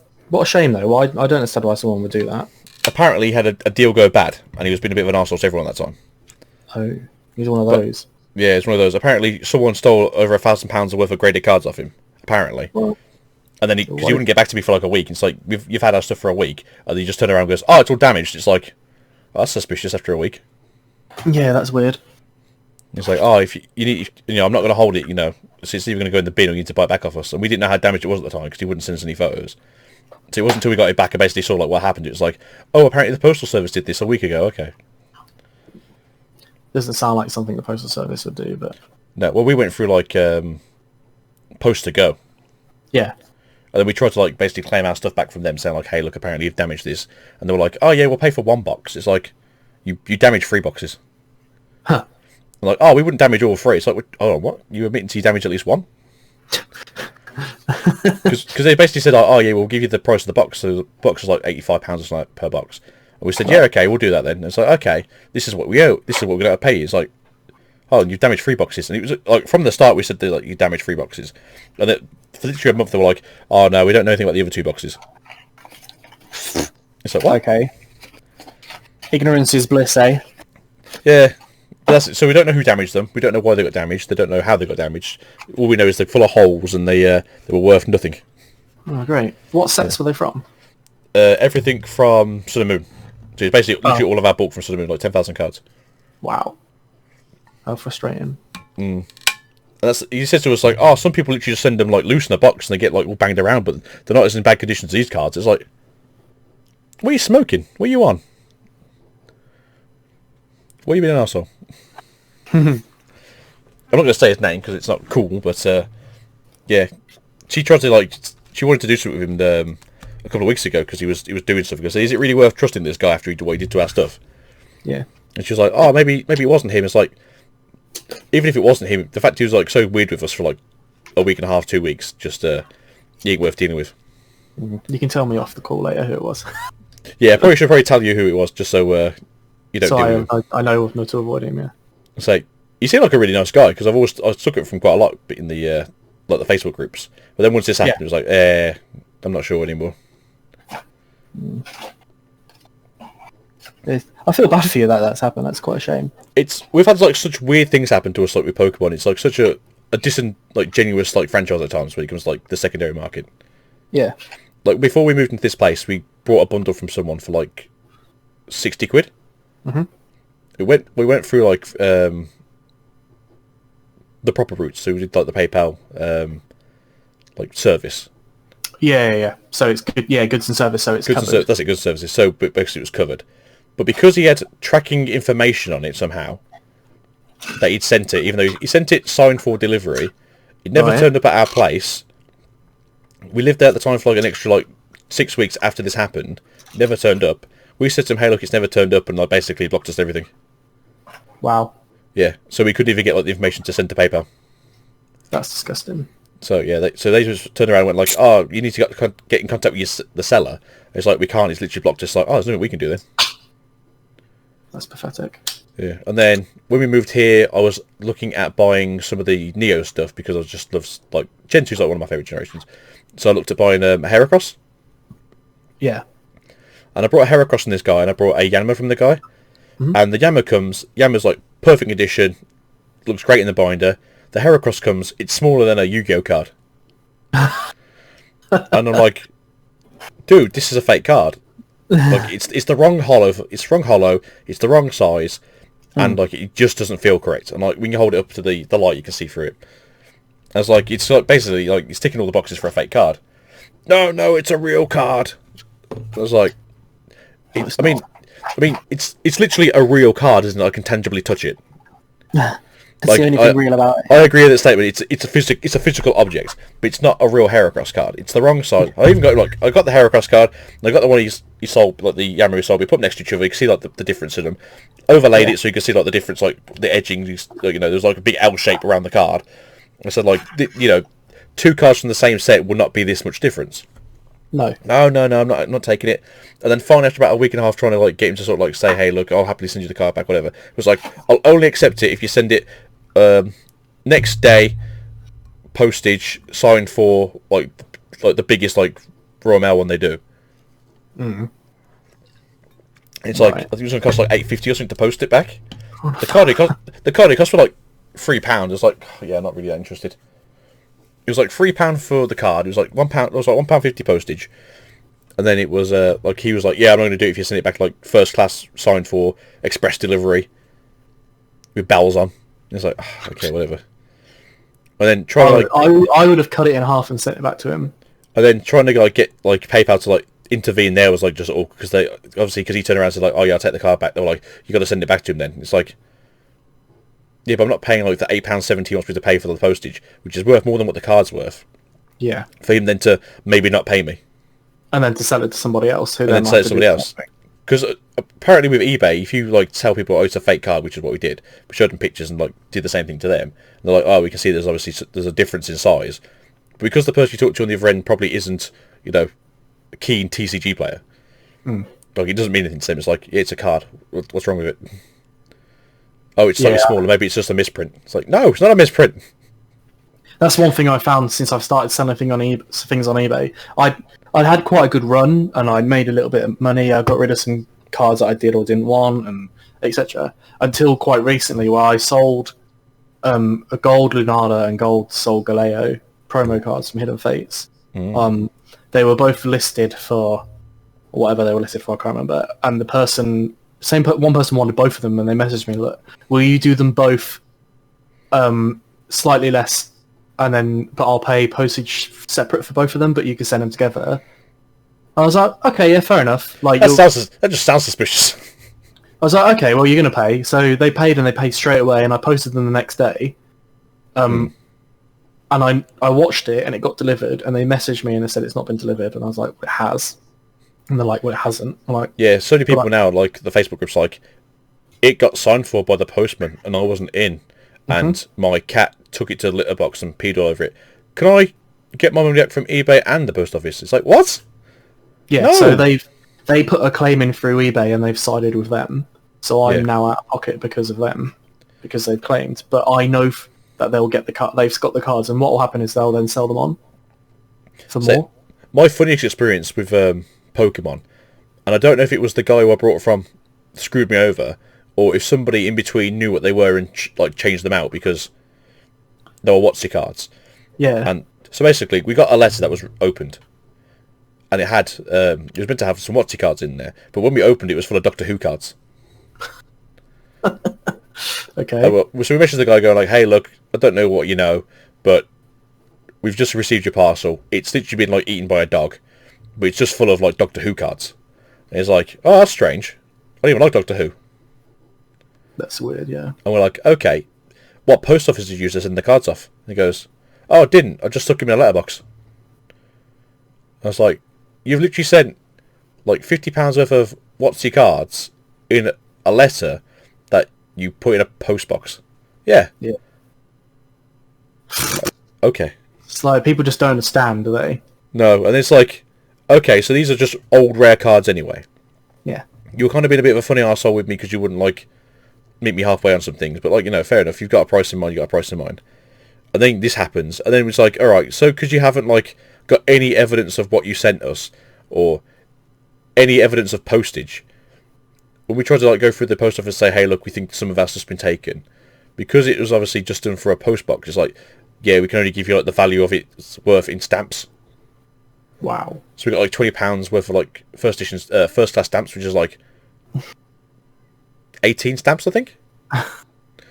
So it's like, hey, we had 18 stamps, yeah. So if we were selling, we had 18 stamps for a bit. First class, guys. Thanks, guys. But yeah, Pokemon is such like a weird thing. We've had like some people like. There was one guy I brought it from who literally sent it off at 10 o'clock at night, and I got it the next morning. I was like, yeah, man, I don't know if you drove here or what, but yeah, like, it was great. The thing is, though, with something like you mentioned, that guy that scammed you with your bulk cards and stuff before, or you think he may have. That's it. I'm not going to say like he did or he didn't, because one, Yeah. I don't have any physical evidence to say he was the one who did it. Two, the only evidence I can give you is what I've seen, which was he was being a bit weird with me for like a week. Then told me basically something happened, and then all of a sudden the cards were no good. Because we kept asking him, hey, can you check our stuff over so we know what it's worth, so we can actually get a deal going.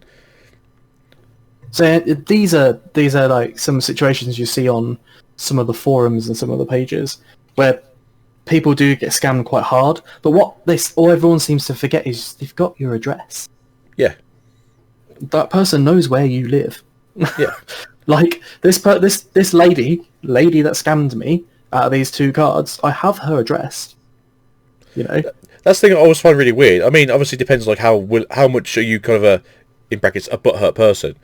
Are you willing to go around that place and like knock the door in and go like, yo, you owe me like X amount of this? I don't know what you sell like the cards for. Say 20 quid. Like, It's 20 quid really worth like driving there and like causing the fuss. Exactly. Yeah, I'd spend more money on petrol than I would on the value of the cards. But, I mean, if you like brought if you sold like a first edition like base set booster box, which is worth like 50 grand right now, and they turned around when like it didn't turn up, you'd definitely go out to that house, kick the door in, and find out if it did turn up. Yeah. So a prime example of that then is going back to YouTubers and Leonhardt. Yeah, he pulled the first edition base set Charizard on camera, didn't he? Yes. Inverted brackets. So I'll get back to that in a second. And then he lost it. You'd be searching high and low everywhere. And oh no, where has it gone? He then goes and posts in a video not 2 weeks later. I went to Beckett personally and I gave the cards to the guy for them to grade. But why didn't you do that with the £50,000 Charizard that you had in your hands? Why did you feel the need to put it in the postage and risk it? Because you just wanted it PSA and not Beckett. If anything, more valuable. That could have been like the once shy, twice, like, you know, once okay, twice shy kind of thing. I get that, but he would even someone who is a trained as a lawyer is not that stupid, you know. No, but I mean, like, a lot of lawyers still have to use the postal service, which I suppose like it's just ingrained in him. I'm not defending the man because no, I get he's never done anything wrong to me, so it's not like I hate the guy. Like, he's never physically harmed me, and I don't think he's ever made content that's hurting anyone. But from a stance of like an adult to an adult, I find something very off with the man. Yeah. So what I've read and seen videos about people trying to out him for what he is, and so there's a good example is he pulls a Ninetales first edition on camera, and he's like, it's worth X amount of pounds. Yeah. But if you actually look at the card on camera, it's got the faded first edition symbol, which couldn't have been pulled out of the pack that he got it from. It could only have come from, I think, one of the long sleeves or the long. It's like a long sleeve, or it was like it's already been pulled and it's like basically had like it's had sunlight damage on it as well. Yeah, and it's actually got wear and tear on the card down the side. You can see where it's been like thumbed a couple of times. So he hasn't pulled that fresh. That's out of the weird pack phrasing, isn't it? Really? Yeah.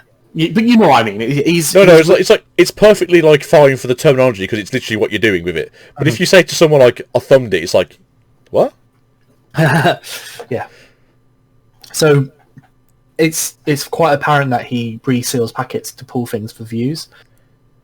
I mean, if he's pushing for that 1 million subscribers, and obviously it's his main source of income. I understand, like, he's going to try and cut corners, he's going to try and do things, but don't try and scam people who know what they're doing. You know, I'm trying to think there's somebody who's a Pokemon. His target audience, person, and they turned around and went like, "Oh, this one's not a scam." In like one of their, oh, sorry, it's not clickbait or something like that. It's like, what do you mean it's not clickbait? How often do you do the things where like you are like reading the effects? Yeah, exactly. And he's like, he'll flash in the start of his video his Skyridge box and be like, "I'm going to open some packets from Skyridge which are worth $1,000 a pack." Great, good for you. You blow your money. I have no idea why Skyridge was like that weird set that just like took off a lot like early. No idea. I don't like Skyridge, Aquapolis, and Expeditions were like some of the first sets that just like hit like the big money like years ago. They are the last WotC sets, and they have the crystal cards in them. They're the only two reasons I can think why people like them. Well, they are good. Like, it's not like that. Like, I'm not saying like, oh, they shouldn't be worth money, but it's the fact they were like one of the first sets to be worth money that makes like little sense to me. Because you think like Neo would have been like first, and then it would have gone into them. I think it's more because of such a small run, wasn't it? Skyridge. Yeah, they literally did the one run of it because they knew what was happening with Pokemon, because they told them during Neo that basically they had like a year left. Because that's when the contract ran out. So they basically knew when the contract was running out, like, we're not renewing with you. We haven't enjoyed our time with you. Because Watts as a company is like a funny thing. If you go back and like look at how like Magic's run now compared to how it was then, apparently it's not much different. Just obviously there's a lot more social interactions with Twitter now, so you can kind of see what's going on more often. Yeah. But yes, so it's clear that some YouTubers do fabricate a lot of things. One of the stories I only believed was when Ando lost his 10,000. No, was it the 8,000 one? His $8,000 It was either one. It was either the 8,000 or the 5,000 one where it went missing, and apparently that was like super true because like the guy himself had like posted on like Reddit and stuff, like saying like, "Hey, I'm the person who sold to Ando. Like, I've been getting a lot of hate. Like, it's got nothing to do with me. I'm really sorry. Here's all the tracking information. If anyone is in the areas where these things gone missing and they could like obviously help us out, please do." And then obviously like the week later, found it in the end, yeah, it's just like, oh yeah, it was just stuck in like a shipping yard for like a month. It's like, okay, very anticlimactic, but there you go. I know, you've died.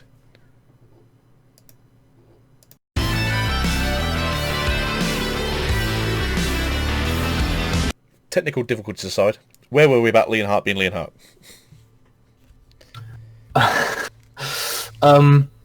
But the terrible Ninetales that may or may not have been thumbed a few Oh god, times. that bloody Ninetales.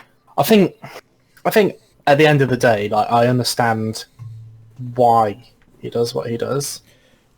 Like from someone who obviously has overheads in terms of like, I know he's just owned a shop or anything like that, but he's he's still got to pay rent, still got to pay bills, Yeah, he's still got to he's buy the got a product family to to do. look after. Yeah, I get that. I understand he's got to make a living and make an income, and his YouTube channel is one of the bigger Pokemon YouTube channels on It is. the website. Like, I'd like, well done to him for getting to that point. I know he's been doing it for a long time, and he's given up his career.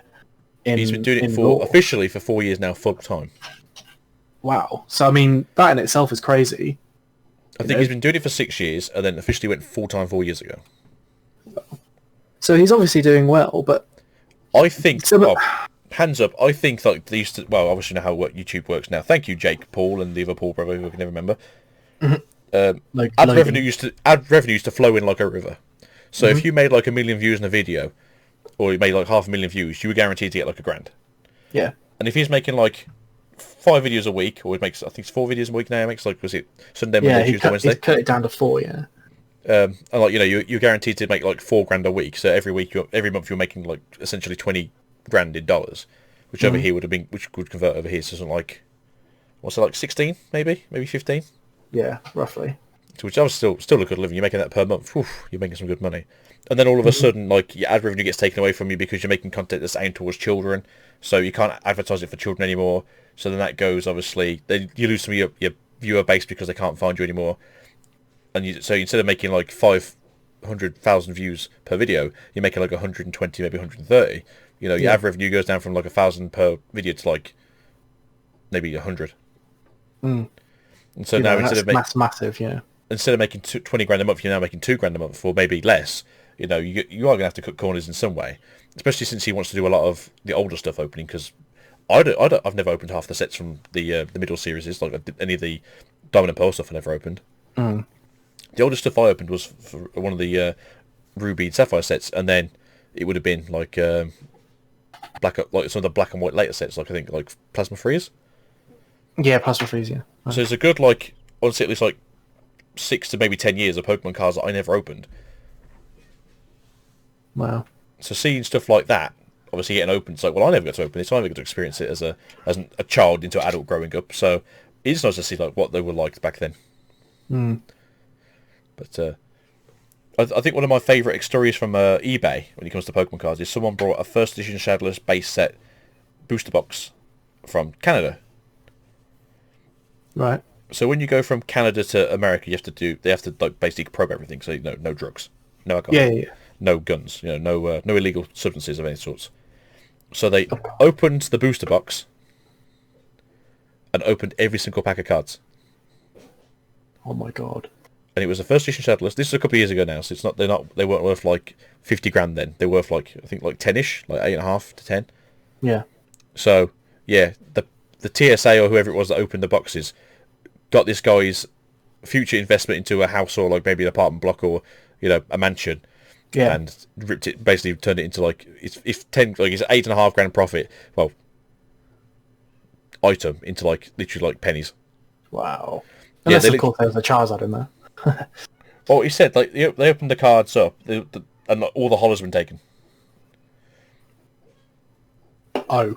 So they opened it up knowing what it was, basically. He thinks that's what it was. It says they either opened up, well, they must have opened it to see what it was, to make sure it wasn't drugs. And when I think they realised what it was, they literally opened every single pack and took all the hollows out. Wow. Yeah, so that guy was like, not only did they get screwed over by the fact they destroyed a sealed box, because it was still, he said the sealing on it was still the actual seal for the Pokemon stuff. So so you could see like where they cut it open. But he said, he said like, they left it sort of as intact as they could, but you can still see what they did. Wow. That's And so bad. he says the only reason why he knows it was done like through the post office, not the guy who brought it from, was because they resealed it with the tape from the company. He says there's no way he could have like obviously opened the box inside the company and then sealed it with their tape as well. No. So some things you hear about anything that's like worth money, especially if people like learn about it. It's gut wrenching, isn't it? Posting it is like such like a 50-50. Is it going to turn up? Is it going to get destroyed? Is it going to get like, To be honest, if I said to somebody, if I was in a position where in the UK someone was sending me a box of first edition bases, You'd meet them. Yeah, I would go to them and be like, "Here's your 50 grand." Hey, look, let's meet somewhere that's obviously non-conspicuous. Let's meet somewhere that's, open plan. So obviously no one's getting boxed in. Yep. I'll wire the money however you want it. If you want it in cash, then no. But I'll obviously transfer the money to you. But we'll meet somewhere safe, and then we'll go from there. Yeah, of course. If it's something like that, you would do it in person. I would be willing to drive a fair few hours for something like that if I was spending the money on it. If I had that kind of disposable income. I'm going to say if I've got the kind of money where I'm going to buy like a first edition booster box, I'd be like, I'll pay for you to get your transport to wherever we're going to meet. Yep. And then we'll meet there, give you a time. Yep. We'll have a coffee so it looks a little less suspicious. You hand me the goods, I'll pay you off, and then we'll go about our day again. Mm-hmm. Did you see that one with PokeRev? PokeRev is quite good, although his channel's changed a bit now. Yeah. I know he's got one of the biggest collections of sealed stuff, hasn't he? He's the guy who had that big sealed collection on eBay that was like $1 million. Yeah. But he's trying to make it as an actual PokeTuber now, and he's like 20,000 subscribers. Fair enough. The boom is like gone basically. So if you want to be like, even for myself, I'm gonna say this now. If you want to be like popular or famous on YouTube as a PokeTuber, a GeekTuber, or a MTG YouTuber, or whatever it is, I think that bubble went like about a couple of years ago. Maybe. Because if you look at some of the newer channels, even some of the channels that have got like old cards that they're constantly pulling, or they're constantly doing like 1,000 packs, like challenges and stuff, and they're only getting like 1,000 views, it just shows you like there's nothing there anymore.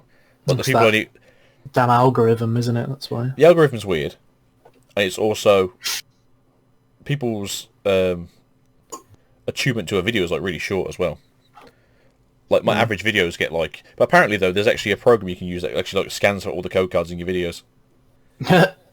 So sometimes I get like 30 views in a video, but they've all been under 20 seconds. So it's like, is that because someone's just used the program and try and get all the code cards so they can get all the packs for the TCG game? Maybe, I don't know.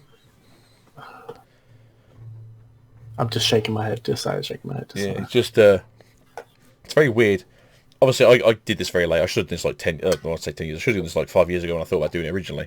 But, I mean, who was to know YouTube and Pokemon was going to be such a big thing?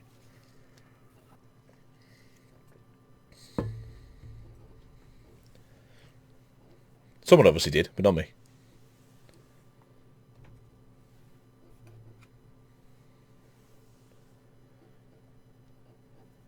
Mr. Graham. Hello, sorry. He's there. I phased out, sorry.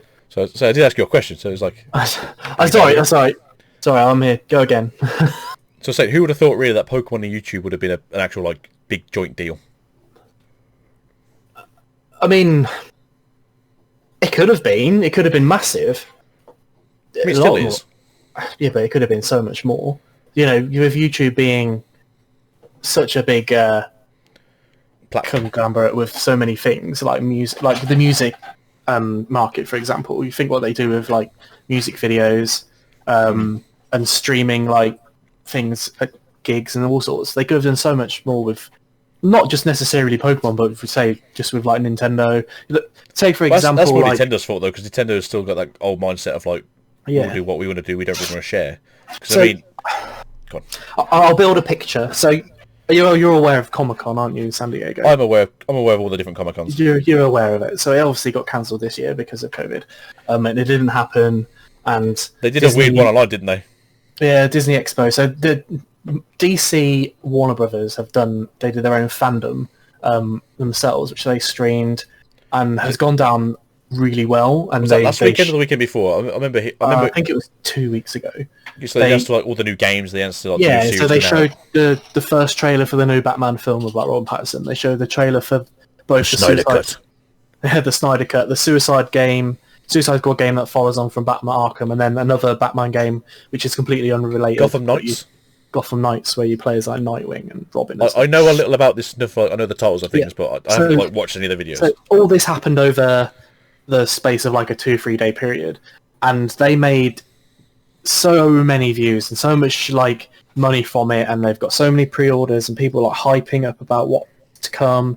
You know, they're going to do it again, but they're talking about monetizing it next time. So Whatever. this is what we call, marketing done well. This is how you want to market things.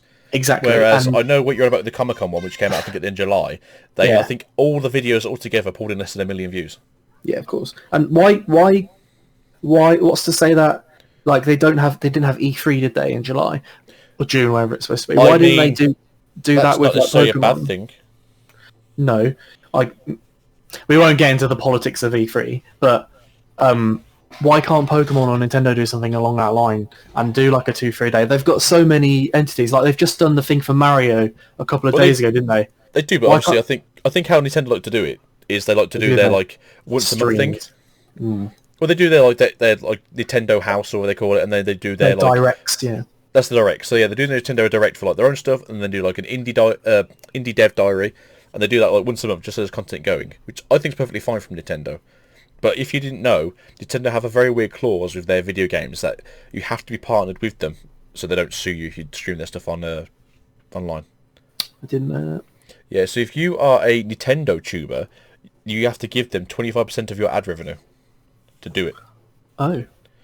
Which is why there's virtually no Nintendo YouTubers, because a lot of people put their finger up and went like, no thank you, that's very scummy of you. I know, I remember when they tried to shut down Cerebi, they tried to give him a cease and desist. I think it was Gen 6, I think. I thought it was before that, like Gen 5. Could have been Gen 5, when all the sprites got leaked before the game came out, and every Pokemon website uploaded them. Like Bulbapedia got it as well.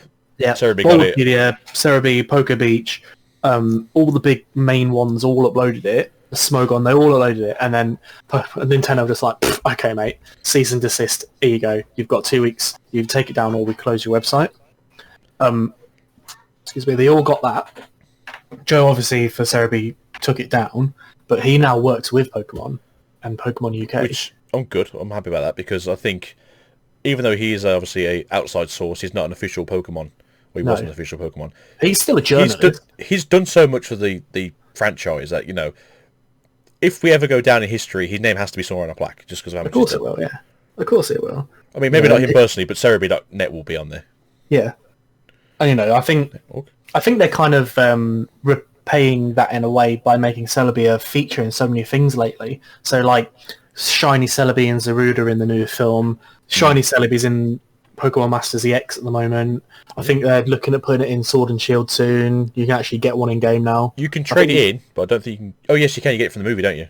Yeah, you get it from the movie. You get 2 codes. You get the Dark Monkey of Doom, and you get the Shiny Cerebi, which is the first time it's officially been shiny. Exactly. Well, I think there was a way you could get it before. I think there was a Japanese event from like 2004 that I think it was really obscure though, wasn't it? Yeah, it was like really obscure, and I don't think it was downloaded very often, because I don't think even the Nintendo announced it too often. It's like, oh yeah, it's happening today. Do you want to come? Oh, no one knew about it. Well, come on, yeah. Yeah, and then you think, was there a Celebi in the new Japanese set? One of the amazing art. Yeah, Amazing Rares. That looks really nice. We're getting that in Vivid Voltage, I believe. Was there a Celebi for that? I can't. Yes, beautiful. It's like an art canvas that's like been spiraled a little bit. Oh, that sounds beautiful. Well, we've quite gone past the Pokemon cards now. We're kind of talking about like Pokemon as the sort of tangible thing now. But the Amazing Rares, in all fairness, when I heard the name, I was like, this sounds stupid. Amazing Rares sounds terrible. And then you see the artwork, it's like, I like this. This looks really nice. They do actually look really nice. And those I'm looking forward to. And apparently they're like embossed textured as well. Yeah, they are, yeah. And even like the energies are hollow as well on the card. Ooh. Everyone knows how like bling wins games, guys. So any more shiny hollows, energies, like bring them over. I'll never be a pay pick to Pokemon. I'll never go out and buy those goddamn expensive energy cards, you secret rare bastards. But I'll happily get some hollows. Definitely.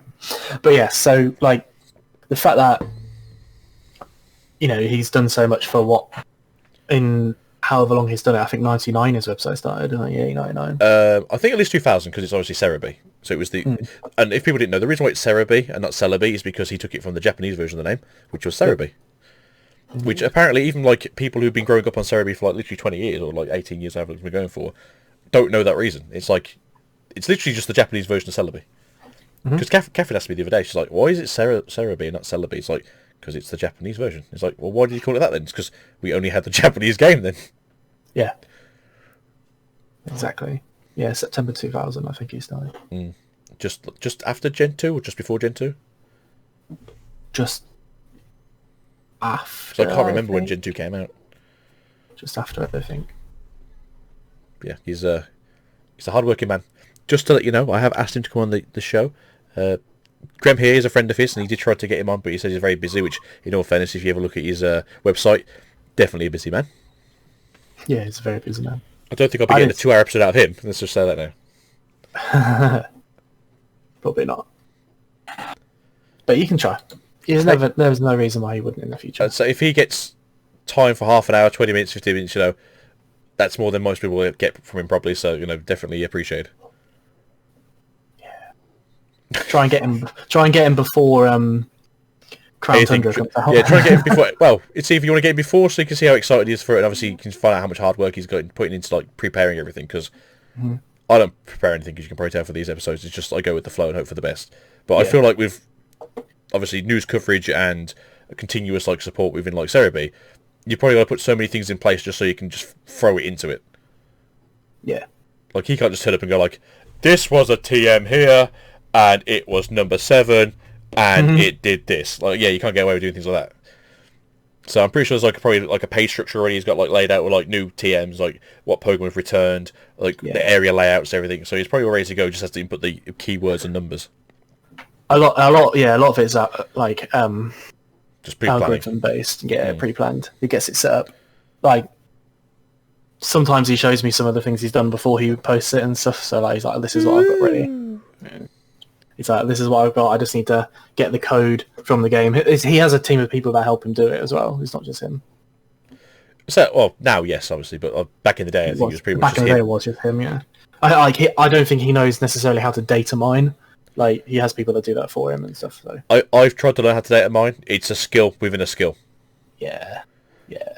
Like because it's so easy to like accidentally like brick the code as well. It's like I can't get anything from this now. I broke it. I'm talking of data mining though. When they data mined the Isle of Armor, they found all the Crown Tundra stuff, didn't they? They found a lot of like the coding here, but they couldn't like figure out what was in there. They found the map. They found the map and they found the Pokemon, but they couldn't figure out where things were. No, but I mean that's still big for them to have left that kind of stuff in there. That's insane. But in all fairness, that's literally just Pokemon that's Nintendo in a nutshell. Nintendo just have no way of like doing architecture for their games. They never have done, they never will do, because it's a skill that the Japanese don't learn. I don't think there's been a game where we haven't known what the full Pokedex was like at least a week before the game came out. I'm going to say this now, like, not to be like xenophobic, not to be racist. This is more of a true thing, just to how like the culture is in Japan. Japanese developers have like no architecture built into their like mainframe structures to actually have like a protection from data mining, like a full game. If they've got any DLC, you know exactly what the DLC is going to be like months before they even announce it. Unlike Americans, where they've literally put it on plan, but they won't add it to the game until they want to add it to the game, because they have no intention of it being data mined, so people can go like, oh yeah, it's just like trash. I ain't gonna bother with it. It's like I think for the the Shaman mission in Gen, I want to say 3. Was it 4? 4. It got data mined before they announced the had to get it, obviously, which was like the event. Yeah. Had to go into store and like download it kind of thing from like your game or whatever it was in the area. But like people found the island and like what's Shaman was like months before it was even announced. Yeah. It's like that's because Pokemon that's because Nintendo as a rule, as a company, don't remove their like archistructures. Yeah, it's where they basically just give you a what was it? It was a ticket or a code, wasn't it? Where you just get it in into game or like I suppose GameStop in America and like Germany, and then Pokemon centers in Japan. You walked in there, you literally linked up to the Wi-Fi or like the infrared Wi-Fi they had in there. You get given a mystery gift ticket, and it'd take you to the island. Yeah. But so we knew the island and we knew the Pokemon, but we didn't know how to get there. No, sorry. We knew it had something to do with the ticket. We knew about the island and we knew about the Pokemon, but we didn't know how the ticket worked because they hadn't implemented the actual like person you talk to where it is. Because I think it's the person at the shipyard you used to talk to, and he was like, "Oh yeah, I'll take you in my dinghy." I think when they did these like ticketed events, Other than like where they give you the codes in game, I got quite a few of those. The only two I ever got were a Keldeo and a Mew. I think they're the only two that I've actually got. The only ones I got, because I got very lucky and they did it in Selfridges in Birmingham, because I'm originally from that area. Yeah. Which, I'm pretty sure every episode I mention I'm from Birmingham. It'll probably be like the running theme of every single podcast. I'm not technically from Birmingham, I'm from Solihull. I'm a bit posher than that. Yeah, went to Selfridges just to show how posh I really am, and they had an event in store where you could get the shiny Palkia, Dialga, and Giratina. Yeah, Giratina, isn't it? Mm-hmm. Yeah. You get the shiny forms, and I have 2 of each because I had both games. Well, I had Platinum and I had Pearl, so I have like 2 shinies just randomly constantly getting thrown through all my Pokédexes, so I just continually have a rolling shiny dex. Wow. That's cool. I remember, I think I went to one of those events. I think it was at Toys R Us in Peterborough. So what's probably Toys R Us did one as well. That's when they gave Mew, and I think I took with me I took Leaf Green, Fire Red, like Sapphire. I took Ruby. I took all my games. I was like, "Can I have one for all of them?" They're like, "Yeah." Put it on everything. I was like, "Cool, awesome." It's really funny because some of those games they don't like backwards compatible. Even the Pokemon's from those games. It was like, I think when Heart Gold Silver came out, you could get the event for Cerebi, even though it was the same event as the one from like the original Gold and Silver, but you couldn't like backtrack it to any of the other games. Yeah. Imagine. Although apparently in the Crystal remake that you can download and the Gold and Silver you can download, apparently it's super easy to like hack in a Celebi without actually trying. Apparently they found out to do it. It's just quite easy to do. These hackers, eh? Just code and data. That's all it is. The thing with like Pokemon like Celebi and Mew in the game, I remember getting Mew like because I had an action replay for my Game Boy. I remember getting a Mew in Pokemon Blue, and you get it, and it has Transform, but it can learn any TM, That's and the it thing.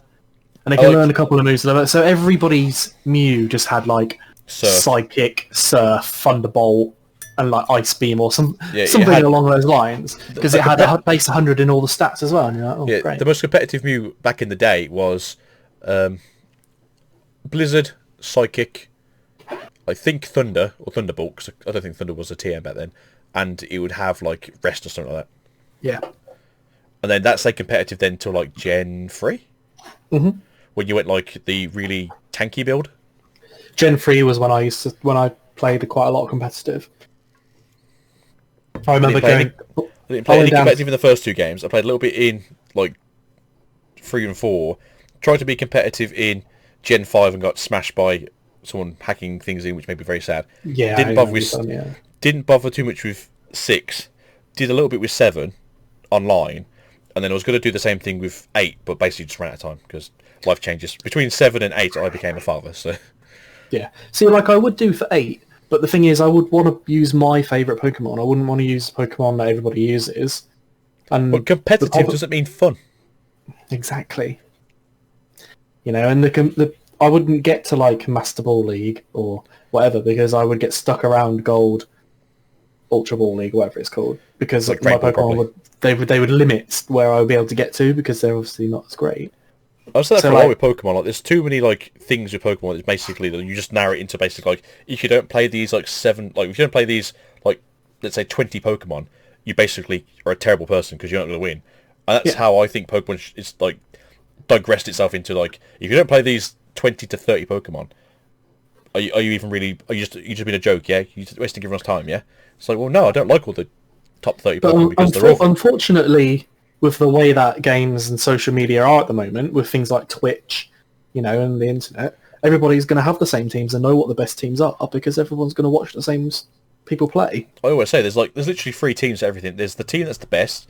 There's a team that counters it the best it can, and there's that really weird rogue team that like somehow always wins. Look at you, random Spore. Yeah, exactly. And that's how it is. And then what will happen 2 seasons into competitive, they'll ban the top 20 Pokemon, which they have done. They've banned all the decent Pokemon, like Rillaboom, for example. You know, they've banned him. Rillaboom wasn't broken. He was just helping too much. Porygon 2, Trick Room, they've banned. those kind of things. That But wasn't all it means broken. is That was just helping too much. they'll just go down one tier to the next Pokemon that does the exact same thing. Yeah, that's all it So was. It's like, they'll oh, go what from you can do the same thing Porygon with to, is it Dusk Noir? No, Dusk Glops. Dusclops, It's yeah, because he's Dusclops. slower and he can use Trick Room and he can use Eviolite, Yeah. so he's basically the same Pokemon, just a different typing. Yeah, exactly. He's technically the opposite typing, so instead of being a normal type that's resistant to Ghost, he's now a Ghost type that's resistant Ghost to type. fighting and Just normal. normal, yeah. But yeah, it's weird because I came around and saw you last week, didn't I? And we Yes, spoke last about it weekend. then. And we spoke about it then, and since then I've actually sat and thought, right, if I was to build a team of 6 of my favourite Pokemon, which I have thought about doing before, I thought, How what six hard would would I my use? arsehole get smashed in? That's the question. By the looks of it, pretty hard. So See, I will tell you the 6 Pokemon that I came to because I've got it written down somewhere. Let me find a bit of paper. So, like bear in mind these are not picked because they're like amazing Pokemon. They're picked because they're my favourites. So I probably have a Frostlass because I love Frostlass. I used to have competitive Frostlass in I'd say Gen that used to be a 4. competitive Pokemon, so it's not as though it was like such a far-fetched thought. You know, No, it but used to be it's competitive. pretty crap. It's a Ghost Ice type, which isn't too bad, I suppose. Well, So it doesn't take any fighting damage. It doesn't take any normal damage, and it's resistant to nothing else. yeah, Breloom was one of my favourites as well, which I think Which we spoke also, about last which week in too. Gen 3 was like one of the most competitive Pokemon because the it's spore Spore. everything. And the because of punches to death. Spore. Starmie, Starmie used to be massively competitive. it did indeed. It was I like the most always had- competitive Pokemon to like Gen 4. Electrode. That was like Gen 2, I think. Had I like a little used spotlight. I used it in Gen 3 because of its speed. was like- Salamence was one as well. Silence was like top tier to like Gen 5. Gen 6 as well because of Megas. It was never Mega- top tier though. It went like It was good though. Mega Salamence was always good. it was decent, but it got outclassed by Garchomp. True. Or blocked by Kangaskhan. Yeah, slap. Yeah. It's like, and then Crobat probably would be my last one. Crobat was competitive because of its speed, but then Again, I that's love literally like Gen. But they're like the Gen Pokemon that I love. Like they're some of my favourite Pokemon. And that's the team that I decided I would go for if I was to build a team now. But it just gets slaughtered by something with like Earthquake. Yeah, it's like we said earlier about power creep. Like that's literally that most of the Pokemon there have been competitively viable Yeah. in the past, but nowadays they've all been power creeped. Mhm. I mean, if you want to run like a spore Pokemon, you'd use a Mugus. Yeah. If you want to run like a quick water Pokemon, anything else basically. Anything other than Starmie, yeah. But Yeah, she's still pretty quick. I always thought that Starmie should have been Water Psychic. It is. It is Water Psychic, isn't It it? is Water Psychic. That's why It it's is so Water- broken because it was a fast Psychic type that just run around and destroying everything.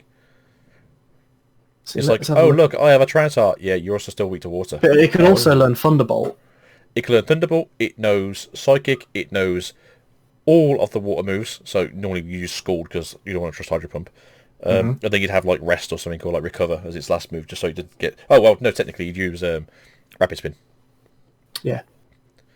So it'd be, hey, look, try to set up anything. Nope, just wipe them away and then kill you. Electrode used to just be really quick and self-destruct, so it used to do ridiculous amounts of damage. Yep. Boom, boom. I mean, technically you use Snorlax over that because it'd be a better target because it had more HP. Yeah. Try to think. Breloom, as we said, it was the Spore guy that had that before Spore clause was put in because Spore is ridiculously broken. Well, I think they nerfed it by making its accuracy lower now, right? I think so. It's not 100% anymore. And Breloom was just good anyway because obviously it's a fighting grass type, so it's got a good it's good against things like Trantar. It used to hit pretty hard as well. It used to have quite good attack, I think. It's got good attack. It's got decent speed. It's got like no bulk though, so it's literally a glass But cannon. Breloom is an in-sword and shield, so I couldn't even put it in a team if I wanted to. Oof. Maybe in the Crown Tundra you get like a frozen version. You get an ice fighting type. I think they've already said there's no more Galarian forms coming. It's sucky because there's only one new one in the Crown Tundra, Isle of Armor. It's a shame. It's There could have been so much potential. I don't think Crobat's in it either, is it? No. And so Zubat will be coming. It should, yeah, I think it's in some of the artwork, so it should be. Yeah. Electrode's not in it either. No. This team isn't looking very strong so far. I think So I can far- have Frostlass. Frostlass is... Frostlass is in the base game, and I think Starmie's in the base game. No, she's at least in the Isle of Armor. So you got 2 Pokemon. You got a very small team here. You've let us down, trainer. So I'm kind of awkward because some of my favourite Pokemon are literally some of like the best Pokemon in the game. Yeah. Just because they were cool as a kid and they've just basically continually got power upgrades as the game's gone along because obviously they're fan favourites. Mm-hmm. One of my favourite Pokemon is like Charizard. Charizard's my favourite Pokemon. It's not going to change. I always thought Charmander was cool. Charmeleon is a badass. Charizard just basically went from 10 to 11. Mm-hmm. It's a dragon that wasn't a dragon. Yeah. I'm a massive fan of Snorlax. It has always been and always will be one of the best tanks in the game. Yeah. Donphan's one of my favourite Pokemon. What's that in out as play rough? Oh, sorry, dark types. Sorry, fighting types. You play... What is it? Earthquake, you play rough, Stone Edge, Rapid Spinner. Yeah, it's bulky as anything, it does a lot of damage. Massive fan of Scissors. Again, it got a Mega Form and he wrecked a meta for a couple of seasons. Tyranitar, again, one of my favourites. And then like you got a few other things that I might throw in there, just for the fun of it. Let's throw in a Clefairy. Why not? I don't like Clefairy, just throw it in there.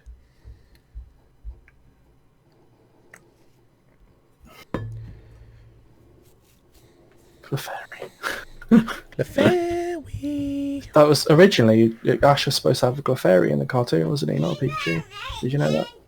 Yeah, Clefairy was meant to be the original mascot, but then someone said Pikachu's cuter. Yep. Even though it was a little chubby mouse at the time. I think this is my gotta go time as I'm currently being yelled at by a small child of doom.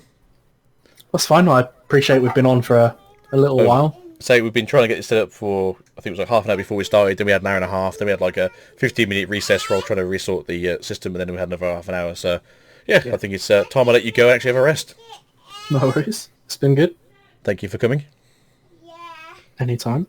Hopefully I can have you on again. No worries. See you later. Right. Goodbye. Bye.